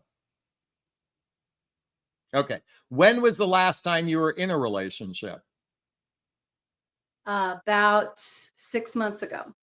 Okay. And when I say relationship, this is where the penis got to go inside the vagina kind of relationship. Okay. Yeah. So it ended 6 months ago. How long were you two together? About 8 months. 8 months. How did you two meet? We met on Plenty of Fish. Okay, plenty of fish. You mean the bottom of the barrel? I'm just kidding. Yeah, I'm I kidding. figured that out real quick. Yeah. Okay. You met on Plenty of Fish. You dated for 8 months. How far apart do you two live from each other? Lived about an hour and a half apart. Hour and a half apart. How often did you see each other? You said it was an 8-month relationship, correct? No, Yeah. 8 months. How, and it ended 6 months ago. How often did you see each other? We saw each other about every 3 weeks, but it was me driving to him. It was right Okay. when I first listening to you, and Yeah. yeah. And I'm like, yeah, this Okay. isn't. I'm going to keep going with my questions, but I have to pause on this. Ladies, men are rather lazy. Men are rather lazy, and women will oftentimes make the effort, and they'll give you a legitimate excuse why he can't come to you. And it's so legitimate. You're like, but I want to be with this person, so you'll make the effort. Let me just tell every woman watching, that's fucking bullshit. Okay. It is bullshit that he didn't make effort towards you. So that is not a red, that's a gigantic red flag, signing flag, signing. Okay. Okay. So you saw him every 3.5 weeks. So during 8 months, that's 3 times every 2 months. So 3 times 8, that's, you saw him physically roughly 24 times. Is that about right? Right. Okay. Yeah. He Probably a was little so much. less than Oh, that. Okay. Who so much. ended the relationship? After listening to you, I ended the relationship. You did it. Okay. Yes, you got Okay. me on the right Now, track. okay. Now, why did you end the relationship? Because I didn't see any future in it. I really want to have a partner, and Okay. yeah, he wasn't going to do it. Okay. So, how did you end the relationship? Um, well, I wanted to do like a conscious uncoupling thing, Okay. but Okay. no, he wasn't Did you kind do of it in. over the phone or a text No, message no, or in no, no. person? I did it face to face. I wouldn't. Not over the Do you phone. remember exactly what you said to him to end the relationship? I said, I really love you. This Aww. isn't working for me, and I Aww. can't do this anymore. Yeah. It's it's not it's not working for me, and I really apologize. But So I I'm curious. And by the way, thank you for your vulnerability. I genuinely appreciate it. And I mean that sincerely. Okay. What wasn't working for you? Let's go through it. Let's go through this because this is going to help everybody that's watching right now. What wasn't working? Can you articulate that to me? sure. It was Yeah. I was working 12-hour days and then taking time off to go to him, and we'd have a great time, and I'd stay, and I had to find a place for my dogs. I'd have to like get a sitter for the dogs, so it was financially draining for me. And Okay. we didn't like spend a whole lot of money or anything, but it was just exhausting. I was exhausted, and he So, was having a full time, and okay. well, you can come to my house. That was great, but So I'm going to be candid with you. You still haven't gotten to the root of the why. Like, why did you say this wasn't working for me? Now, first off, really quickly, ladies who are watching, really quickly, Jonathan Fan, I want to acknowledge something. Okay. You made a financial investment in him and you made the physical effort to drive towards him. Okay. So, what I'm already observing is an imbalance of effort. Okay. Your effort was here and his effort was here. Now, I'll be candid with you. That space in between is often known as drama. Okay. yeah, Women have a propensity to say, I'm doing all this for you and you're not doing this for me. And so they're in that space, it becomes very dramatic. I'm not saying that's what you did. I'm saying that traditionally happens. So let's come back to this. This is really important. You're helping people here. okay. What wasn't working for you? the thing that wasn't working, I actually asked him, I said, so, you know, if you come to my house, then I don't have to rent a dog sitter. Okay. You know, Okay. he said he couldn't. I And mean, what reason told, did he give for, I apologize. What? he just basically told me no. Okay. So what reason did he give you for no? Something about his, spending gas. He was a good guy, but he was in a really unstable place in his life. He was Okay. retired, but he didn't have enough money, and he was making sure that he could pay for his house, and he was working at his dad's orchard doing a bunch of How old stuff. was And he, by the way? he's 66, and I'm 66. I'm 60. So Okay. Okay. I'm sorry, your age again? 3. 63. Okay. Got it. Got it. Got it. Okay. Thank you. Okay. So he didn't have the financial means to travel to you. And so you made the effort to travel to him, but there's something deeper that you're not saying here because and I'm going to speculate now, but because okay, it's more than just he didn't come to you. There's something else that wasn't working for you. Yeah, he wasn't. I don't feel like he really. I don't think that we really had a future. Really, honestly, I didn't think that Okay. there was any possibility of anything ever going any farther. Okay. So it's fascinating to me, though. And by the way, I appreciate your bravery. And by the way, you notice I'm not being my traditional dick that I am to women on my channel because sometimes I just get irritated with stupidity, but I've got to own that's my shit. That's my Hey, projection. I'm stupid. I know I'm stupid. You told me I was stupid, and I Yeah. listened to you. Okay. But so my point is I recognize that I'm not as big a teddy bear as I ought to be at times. Okay. With that said, You what fascinates, pardon me? just be you. Yeah. Okay. So what fascinates me though is you were in love with him. Yeah, sad. So I wonder if it was real, genuine love. I'm wondering if it was an unhealthy attachment to this person because I don't think a person, and I'm also going to say, I also want to even go a step further. And I'm saying your choice of this relationship was abandoning your own self love because I think if you're accommodating him right from the beginning by traveling to him, you're abandoning yourself. And so each date, I mean, granted, you might have drove to him for the first date, but he should have come to you the next one and you go to him and he comes to you. The minute you abandon your own standard, I don't believe you are in a position to love him in a healthy way. I wonder if you loved him in an unhealthy way. Can you expand upon that? It's just that's the way that I did things, but I'm really working at making that different now. Yeah. I'm changing the way I relate to people, and I'm not going to be in a relationship until I can relate to them in a healthy way. And that's just the way that it's going to be from here on out. Yeah. So, well, first off, bravo to you. I love hearing that. By the way, yeah, I want you to woohoo. I am worthy. Okay. That is you. If it weren't for you, I wouldn't be here. So thank you. Oh, expand upon that.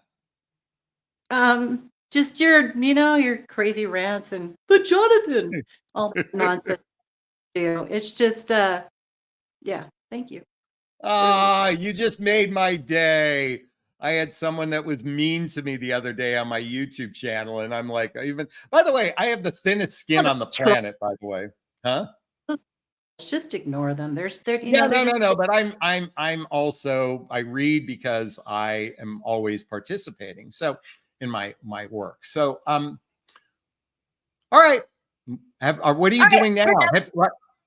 I'm in Canada right now. I just got off of a seminar and okay, but I don't mean right this moment. What are you doing now to attract love in your life? Are you on the dating apps? Have you gone, you haven't had, when was the last, so you haven't done anything? I'm not going out. I'm gonna be with my family, and I'm going to get better at being me, and I'm going to just like live life, to go to dog parks and grocery stores. And I have a couple groups that I'm in, and Yeah. that's all I'm doing. I'm not You gonna, know, and here's the thing, the most important relationship I invite you to curate is the relationship with yourself. But folks, anyone who's over 60 watching this, okay? Um, you know, I'm sorry to say it from a pessimistic point of view. It's just a realistic point of view. I mean, the odds aren't in our favor, okay? And and I hope my work is much like the Hunger Games. May the odds forever be in your favor, okay? Because it's like the Hunger Games. Like there's one out of what is it, 12 people? There's 11 people trying to kill you. There are 11 people trying to fuck with your emotional chi, is what I mean by that. And putting the odds in your favor means building your own sovereignty. So you're the strongest warrior out there. You don't need to physically kill anyone, but you protect you, and I don't even want to say protect, but you're so protected in your bubble of self-worth, self-esteem, self-confidence, self-reliance, self-determination, self-discipline. You are so encompassed in your sovereignty that it doesn't matter whether or not you're in a relationship or not. Is this sinking in? Is this resonating? yes, it resonates. Okay. Well, sweetheart, from the bottom of my heart, if it's okay, I use that term of endearment. Can I reach into the camera and give you a big, gigantic Jonathan Bear hug? Back at you, Guy. Thank you so much for being on. Thanks. Wow, what a great share from our Jonathan fan. Folks, there's nothing easy about this thing called dating, mating, and relating. And we can put ourselves out there, just much like she did. We can put ourselves out there, and it's good that we put ourselves out there. I think she stood up for herself at the end. Could she have done it a few months sooner? Probably. Sometimes we have to go through these experiences to really learn as much about ourselves. But at the end of the day, what she did was make a stand for her sovereignty. And that's my invitation for everybody here. My channel isn't about whether or not you meet the love of your life. It's not about understanding all the different ways men show they care and all these different things. My message to everybody is to find the relationship within themselves first, because that matters most. And by the way, I've worked with women in their 60s and 70s who have found love. So it is absolutely possible, even though the odds are against us. It is absolutely possible. I invite you all to curate a life. Become the reality show people want to watch. Become the reality show people want to watch. Because within that, you curate a life that is so juicy, delicious, healthy, and happy that you become a magnetic attractor. You are not looking for a needle in the haystack. You have become the electromagnet that attracts that person into your life.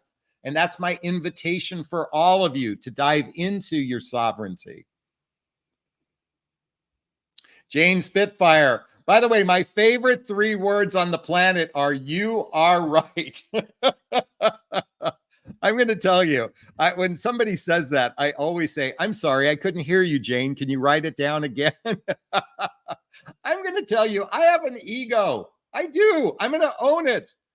I'm not a perfect human being by any stretch of the means. By stretch, is that the right phraseology? But anyways, I appreciate that. Susan, thank you so much for the $20 super sticker. I appreciate the love. That is so sweet. Our goal is $30 more to reach our $100 goal tonight. One of our Facebook members says, Jonathan, you're amazing. Thank you so much.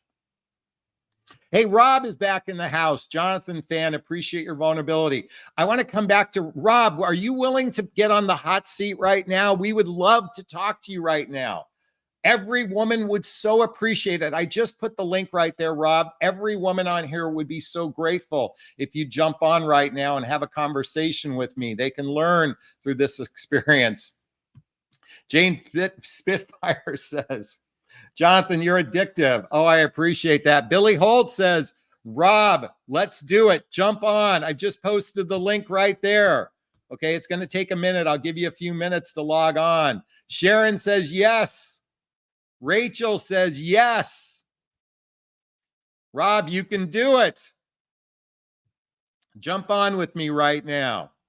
Let me know you're going to jump on. We really want you to be on.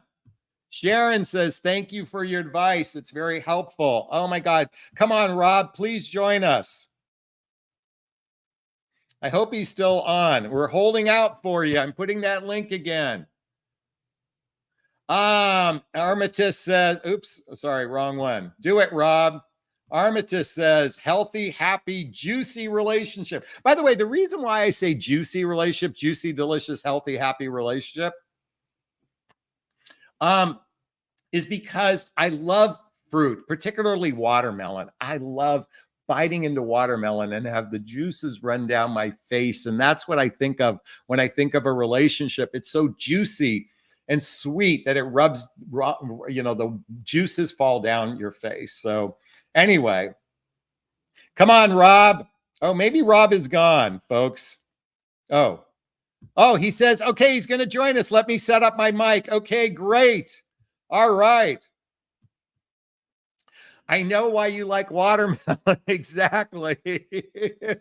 By the way, okay, since Rob is going to be on, as soon as he jumps on, folks, write questions for him. Let's get a conversation going. Okay. Oh, this is going to be fun. I love it when guys show up on the channel. We could go for a while here today. This is going to be fun. Come on, Rob. Hurry up and set up your microphone. For those listening patiently, thank you. Thank you for hanging out this long. Power of Chi says, Rob, I understand you thinking that showing your vulnerability with them will help, but be careful. Make them earn it because no one appreciates anything they didn't earn. Okay, I'm not a fan of earning, but I am a fan of, I think when someone has to earn it, there's an imbalance there. I'm just not a fan of the idea. Now, I recognize in the context that you really mean it, but I think you both should earn it with each other by basically both people making mutual effort. It isn't something you earn, it's something that you invite. Okay? I'm just going off on a tangent here. Come on, Rob, we're waiting for you. Billy Holt wants to know, Rob, what style of man game do you find most attractive? I don't know what a man game is. I'm kind of curious. Okay. Jerby says, fruit, there's nothing like perfectly ripe mango, juice dripping down the arm. I'm not a fan of, I like mangoes, but they're not my favorite. Pineapple, watermelon. Okay, Rob is in the house. Can you tell us the backstory again? So she's my coworker, and she came up to me about a month and a half ago, and she initiated everything, and we've been seeing each other since then, and it's been pretty consistent. She's spent the night a few times. We've had a lot of sex, just full disclosure. Earlier this week, she told me she was depressed. It was like on Tuesday night, I think. And so I drove over to her house to kind of hang out with her and help her feel better. And then she came over on Thursday. I have 2 jobs. She came in between my 2 jobs. And then, we had sex or whatever. And then yesterday I told her that I was taking a day off of work because my elbow is kind of sore. And she said that, or she didn't respond to that text. I said, well, hey, I'm going to be available, later today when you get off work, or tonight when I get off work, you can come over. And then she just didn't respond to that text. Okay. So is it okay if I ask you some questions? Yeah. Okay. And really quickly, for everyone's watching, just to give you a quick backstory, Rob posted on in the chat box that he's been with someone for a month and a half, and she just ghosted him yesterday, and he wanted some perspective on all of this. So, okay. So you both work together. Is that correct? Yeah. Okay. And basically, I'm going to guess that there was sexual tension between the two of you. Is that a fair statement? Yeah, I would say so. Okay. And would it be fair to say that most of the time the two of you got together, it's been sexual most of the time? Have you gone out on any physical dates? Have you gone out to dinner? Have you gone out to drinks? Have you done anything, or has it been Netflix, chill, and fuck? Yeah, I mean, it's basically been like you said, Netflix, chill, and fuck. I mean, Okay. the first time we went out, we did go out, have a couple drinks, but it was only for maybe an hour, and then we just went back to my place. And yeah, you're right. You're the way you described it as mostly a sexual relationship. I would say that Okay. that's fairly accurate. Though, I Okay. mean, she So, has. Go ahead. okay. So, and by the way, I want to give you your props. You are in the real hot seat here because we have mostly women watching this channel. So you might be judged, you might be criticized. I want you to know that. But I want you to own your sovereignty for a moment, no matter how else anyone views you. Okay. Okay. So let's just be real here for a moment. This was, for lack of a better word, a friends with benefits relationship. I mean, Yes. or hooking up, maybe Yeah. more so, because I'm not even sure the two of you are really that good of friends. Is that true? I would. You're probably pretty accurate to describe it as a friends with benefits. I mean, she has confided in me in the past, and gotten really emotional with me, and told me just vulnerable things and stuff like that, and cried in front of me and stuff like that. So, I would say we have had moments where we do connect on kind of a deeper level, but for Okay. the most part, it's been mainly sexual. I would say. Okay. By the way, folks, there is nothing wrong with this. Two consenting adults, you know, two consenting adults. But did you guys really talk about what are you doing? I mean, okay, and let me explain why. Yeah, yeah, Yeah. Okay. Go ahead. I actually, she went through a relationship with an ex that she described him as a narcissist, and Okay. she said he was abusive and stuff like this. And in the context of us seeing each other, she was still kind of going back and forth with him a little bit.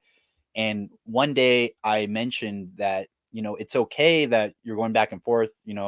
I understand it's an emotionally difficult situation, and we're more or less just friends with benefits. This is more or less kind of a transactional relationship. And she actually got really angry with me when I said that. She I'm making a note she here. she told me she was going to block me and all this stuff. She got very, very, very upset. And I thought the relationship was over at that point, because of Okay. how angry she was at me, because I actually used an analogy to describe the relationship, and she was very offended by the analogy. I Okay. described it as, consuming food at a restaurant. And I felt badly after I thought about it in retrospect, but I Yeah. was trying to make her feel better about her going back and forth, and telling her Now, what let me I'm. be clear about something, Rob, just so I have clarity. Was she having sex with you and she was also having sex with the ex? Well, it was kind of complicated because she told Well, me no, that that's a yes or no. By the way, that's a yes or no answer. she Did told she me have sex with him while she having told sex with me you? I think yes, Okay. but she would tell me that she didn't want to have sex with him and stuff like that. You know what I mean? And she was Well, trying not to. so what you're saying is it's possible that she was having sex, but saying, I didn't want to have sex with him, but still did. Okay. So Well, let's, all she right. said she got off on denying him because of how he treated her. Okay. She said, Well, so, that's a whole nother hornet's nest we can open up. But let's now talk about you, my friend. Okay, and you've got to be willing to handle some tough love here for a yeah, moment. I can handle So, it. okay, so you went into this. You're from your perspective, this was a friends with benefits relationship. So let me ask you, yes or no? Do you want to be in a fully committed relationship with a woman in the future? A woman, any woman, Well, I mean, the or woman you this love. woman? Okay. Well, let's exclude her for a moment. Okay. Do you want to be in a Absolutely. fully committed relationship with someone? Do you Yes. think, okay, do you think the best way to enter into a relationship is to start as friends with benefits? Or is it better to do something more clear about the intention and not just be about having sex? I think it's probably good to have a clear intention. Yeah. And now it sounds to me because, by the way, I want to read to you what one of our Billy Holt says. Well, there you go, Rob. Friends with benefits. That's why she ghosted you. So did she ghost you the minute you started to frame the relationship as friends with benefits? Was that the trigger that caused her to ghost you? No, that was actually kind of an interesting situation because, like I said, she got really angry and she Okay. told me, "We're done. You Okay. ruined the relationship." She told me all this stuff. I'm blocking you. Okay. I could go on and on and on. She was Okay. very, very upset. And I tried to console her. I was like, "Well, look, I didn't mean it like that, blah blah blah." I was trying to console her. And I assumed the relationship was over at that point because Okay. of how angry she was. And then she texted me 2 days later and told me that I was giving up too easily. And I was like, "What do you mean?" I was like, Well, let's hold off for a second. I want to giving up too easily. Let's Yeah, giving she's up. like, "Wow, Okay, you but give up no, too no, no, no. easily." I want to go back to the other thing. So, can you understand why a woman might get upset if she thinks it's only just sex? Yeah. Okay, so in all And fairness I to also her, told her like, "Look, you know, based on the way that I reacted to this situation, with you getting all upset with me and me trying to console you, obviously I have more respect for you than just wanting to have sex with you, period." You know what okay, I mean? So, I do care about her as a person, and then earlier in this week, she told me she was depressed and I went over there and I hung out with her.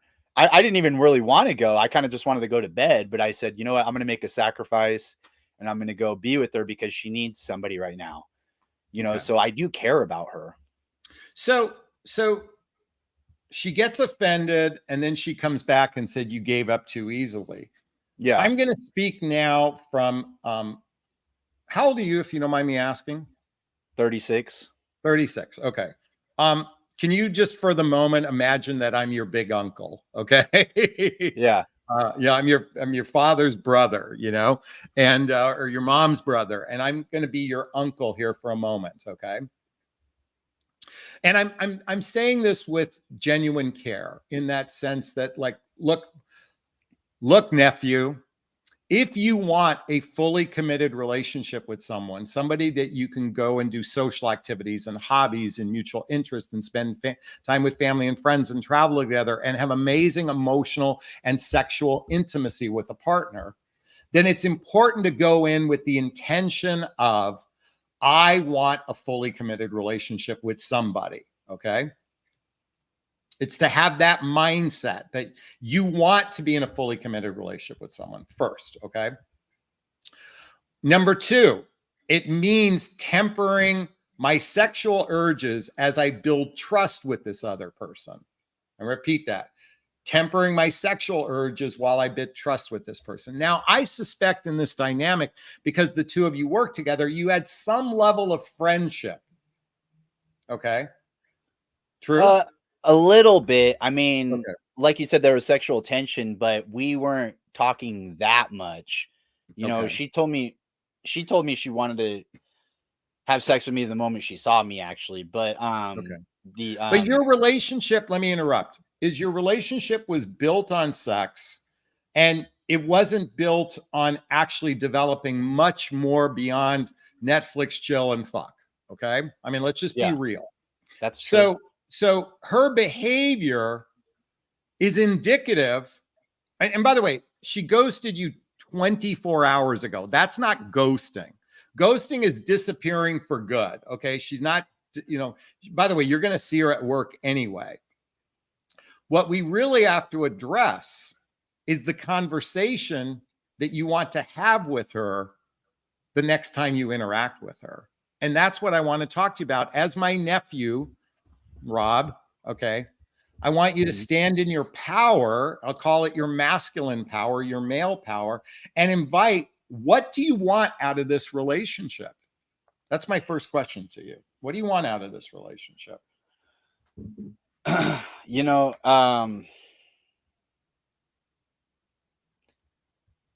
I suppose I just enjoy the friends with benefits thing because, to be honest with you, she's older than me. You know, she's 42, and she's divorced and she has 4 children, you Okay. know, and I'm single and I have no children and I've never been married.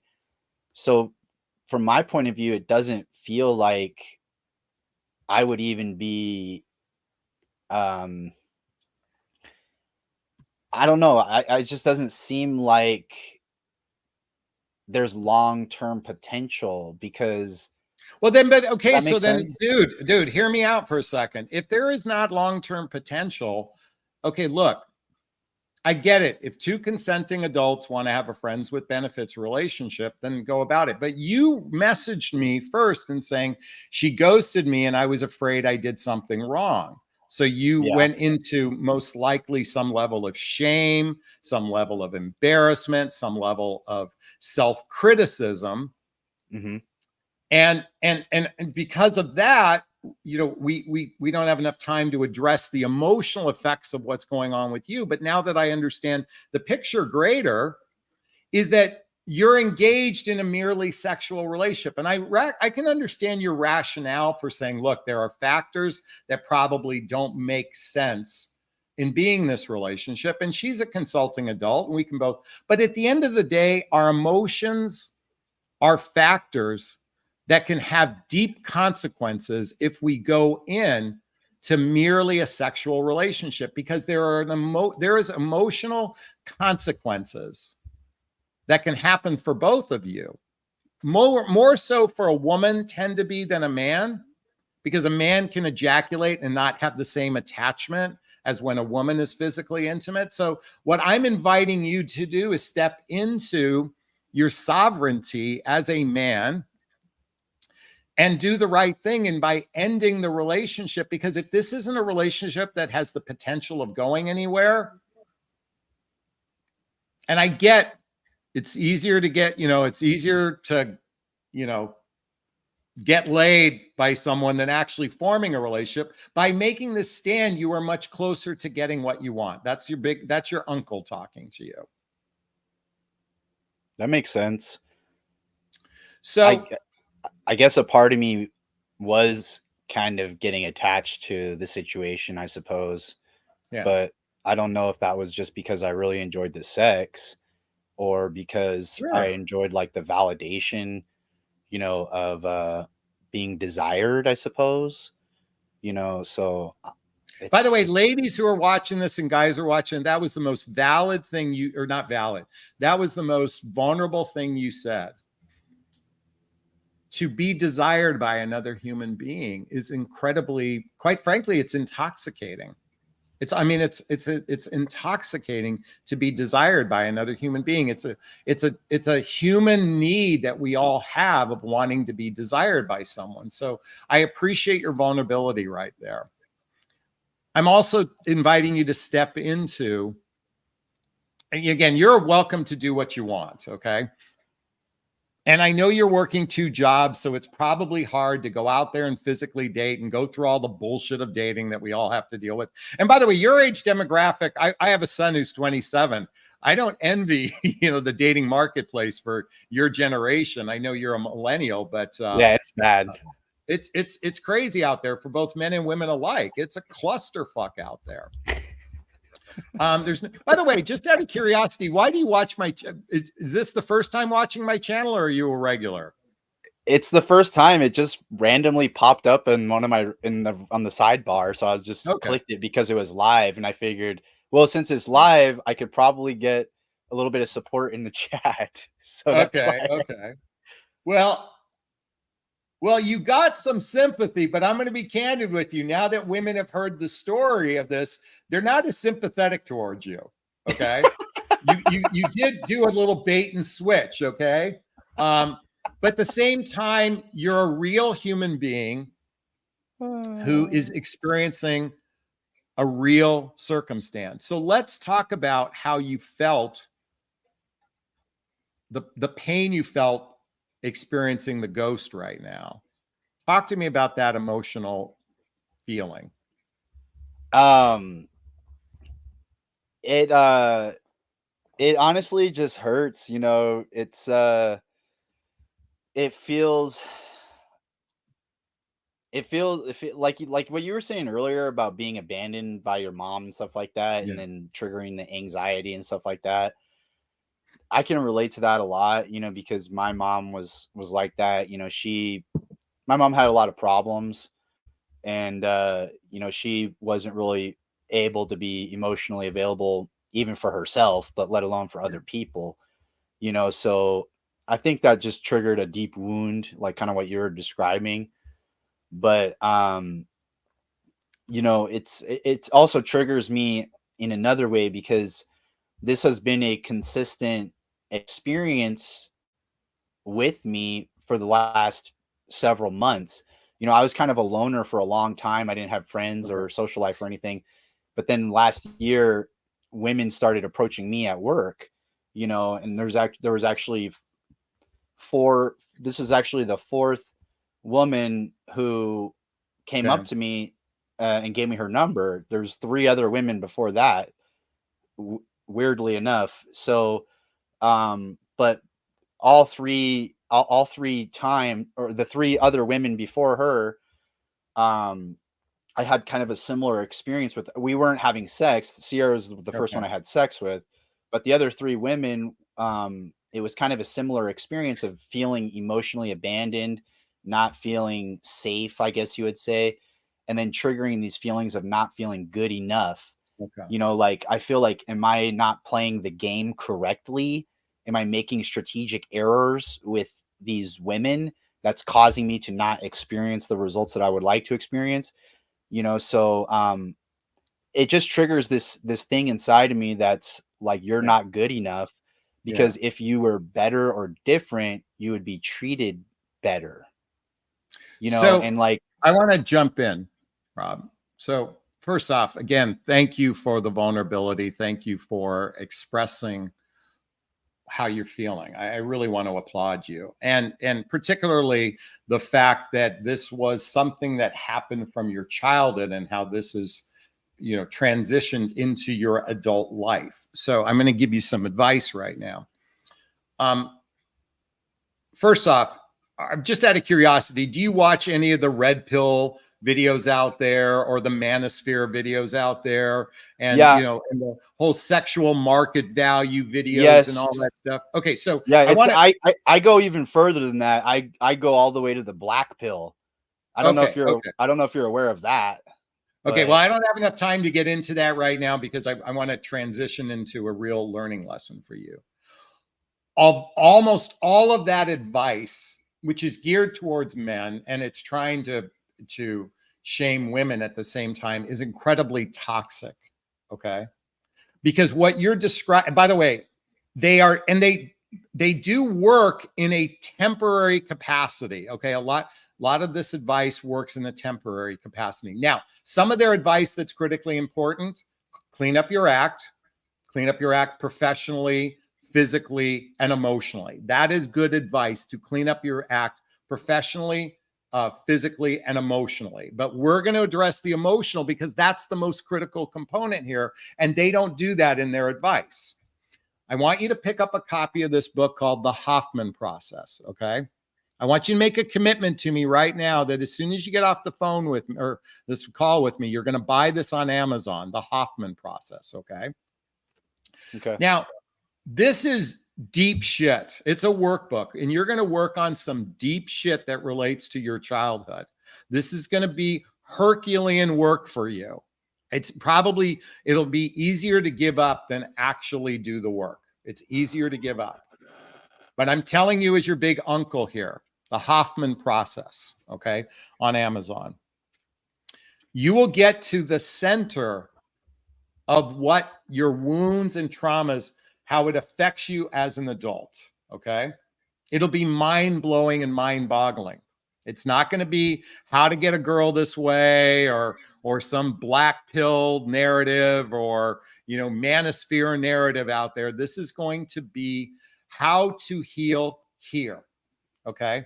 which will give you the confidence. By the way, you're already getting women attracted to you. You don't have any problems getting women. They're all coming to you. But they're coming to you from those wounded women are attracted to your woundedness. And you get what's known as dramatic relationships. You will end up in dramatic relationships. And what I mean is relationships filled with a tremendous amount of drama. Okay. And you don't want that. Okay. So I want you to do some healing. And with respects to this woman who has ghosted you, I want you to really sit and really think about, how do you want to treat this person going forward? Do you want to continue with friends with benefits? Then be honest. Okay. You're welcome to do that. I'm inviting you to step into your power and say, I don't want a friends with benefits relationship.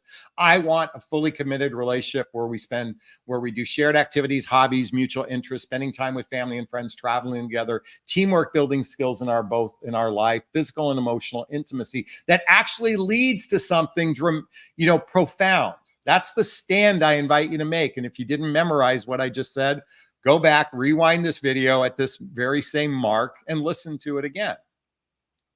That's my invitation for you, because this pattern, you're just, the definition of insanity is doing the same thing over and over again, expecting a different result. Is this helping, by the way, Rob? Are you taking this in? Yeah, it is helping, and describing the relationships that I've been experiencing as dramatic and chaotic, I think that's accurate. There was a woman that I liked her a lot last year, and it didn't work out, but the communication was very poor. She was kind of harsh towards me at times. She didn't have sympathy towards me. When I tried to share something I was proud of, she would cut me off and tell me she wouldn't have sympathy for me. So I don't think it was a safe or healthy dynamic, so I think you're right in what you're saying. Okay. So Rob, I'm going to give you one last bit of advice. This is going to sting a little bit. Okay. Okay. But I want you to know that it's coming from a place of love. Okay. So, I want you to clean up your place, because I can see what it looks like behind you. Now, I recognize you went online not expecting to, but here's why I want you to clean up your place, okay? For a couple different reasons, okay? First and foremost, when you walk into a room that's always clean, you will always feel better about yourself. I'm inviting you today to have an immaculate, clean home, okay? No clothes hanging from the chair, none of your shit out. Okay, shit on the floor. I want you to clean your place, okay? Okay. Because cleaning your place is a metaphor for cleaning up the clutter inside of you, okay? And I say this with sincere love. And by the way, always keep your place clean. I know you were caught off guard, so this is kind of a little bit, might feel like shaming, but listen, I'm in the same boat. There are times I just let shit go, and that might have been the case. But I'm inviting you to do that going forward, because what I'm really asking you to do is clean up all the facets of your life from beginning to where you are today, because you still have 45 to 50 years at a minimum left in front of you. And there's nothing more amazing than having a great partner in your life to grow with, excuse me. And it starts by growing individually. So clean up your room, as Jordan Peterson would say. Okay. You know who I'm talking about, right? Yeah. I know. Okay. He would say that because that's his first chapter in his book, I believe, or is one of the chapters in his book. And clean up your emotional life. Be honest with her and yourself. And maybe through this work, you're going to find a relationship you seek. That's my hope for you. Is this sinking in? Is this resonating? Please let me know. Yeah. Okay, good. Hey, thank you for having the bravery to be on. The women were very appreciative of you. You got a lot of props through this conversation. So keep being you, being in integrity with yourself, and you might find the relationship you seek. Well, thanks for being on. Thank you for letting me come on, and I appreciate you talking to me. Oh, you're very welcome. Keep watching. All right, Rob, you take care. Bye now. Wow, what an amazing conversation. I had not expected that to happen. I think it took a lot of bravery for him to come on. I think I gave him a little bit of crap for his room, but it's just a metaphor. I hope everyone appreciates that. But most importantly, I want to give you an example of a man who is very genuine at recognizing that he certainly has a wound from his childhood that needs to be addressed. And hopefully the book will give him some of that. And again, all the books I recommend are listed below. I think also I invited him to be in integrity with her, be in integrity with himself, but more importantly, be in integrity with her. And be in integrity with anybody going forward, because, and it sounds like he is, they're honest with each other. And by the way, I'm not surprised she ghosted him, because friends with benefits are not relationships based on commitment. They're based on sex, and relationships based on sex rarely ever go the distance. So get into the core of what caused you to choose this kind of relationship, to choose the fear, and rewire it. And that's my invitation for him. Okay. Well, thanks again, Rob, for being on. We give you a thumbs up. All right, folks, you know what? I think this will be a great place to wrap up this video today. It has been a true honor to have you on. If there's anything you'd like to share, post a comment below. I'd like to hear all your thoughts. I do my best to read all the comments. Listen, if you're watching the replay, give that super thanks if you got value out of this, if you got that far. By the way, check out all the links to schedule a discovery call with me to see if working with a coach is right for you, to follow me on Instagram, to join me in my group called Midlife Love Mastery. The books I recommend, my dating vows, are all listed below. Okay?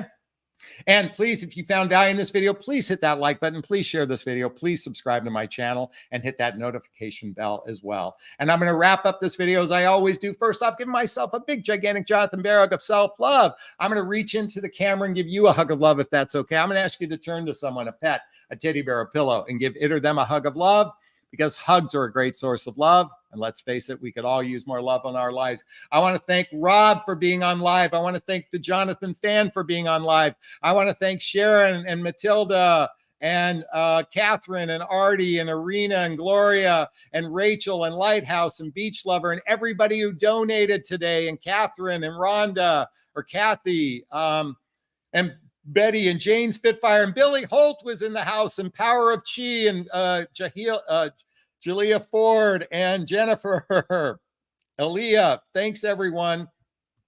Big hugs to you all. Have a wonderful, fab weekend. Take care. Bye now.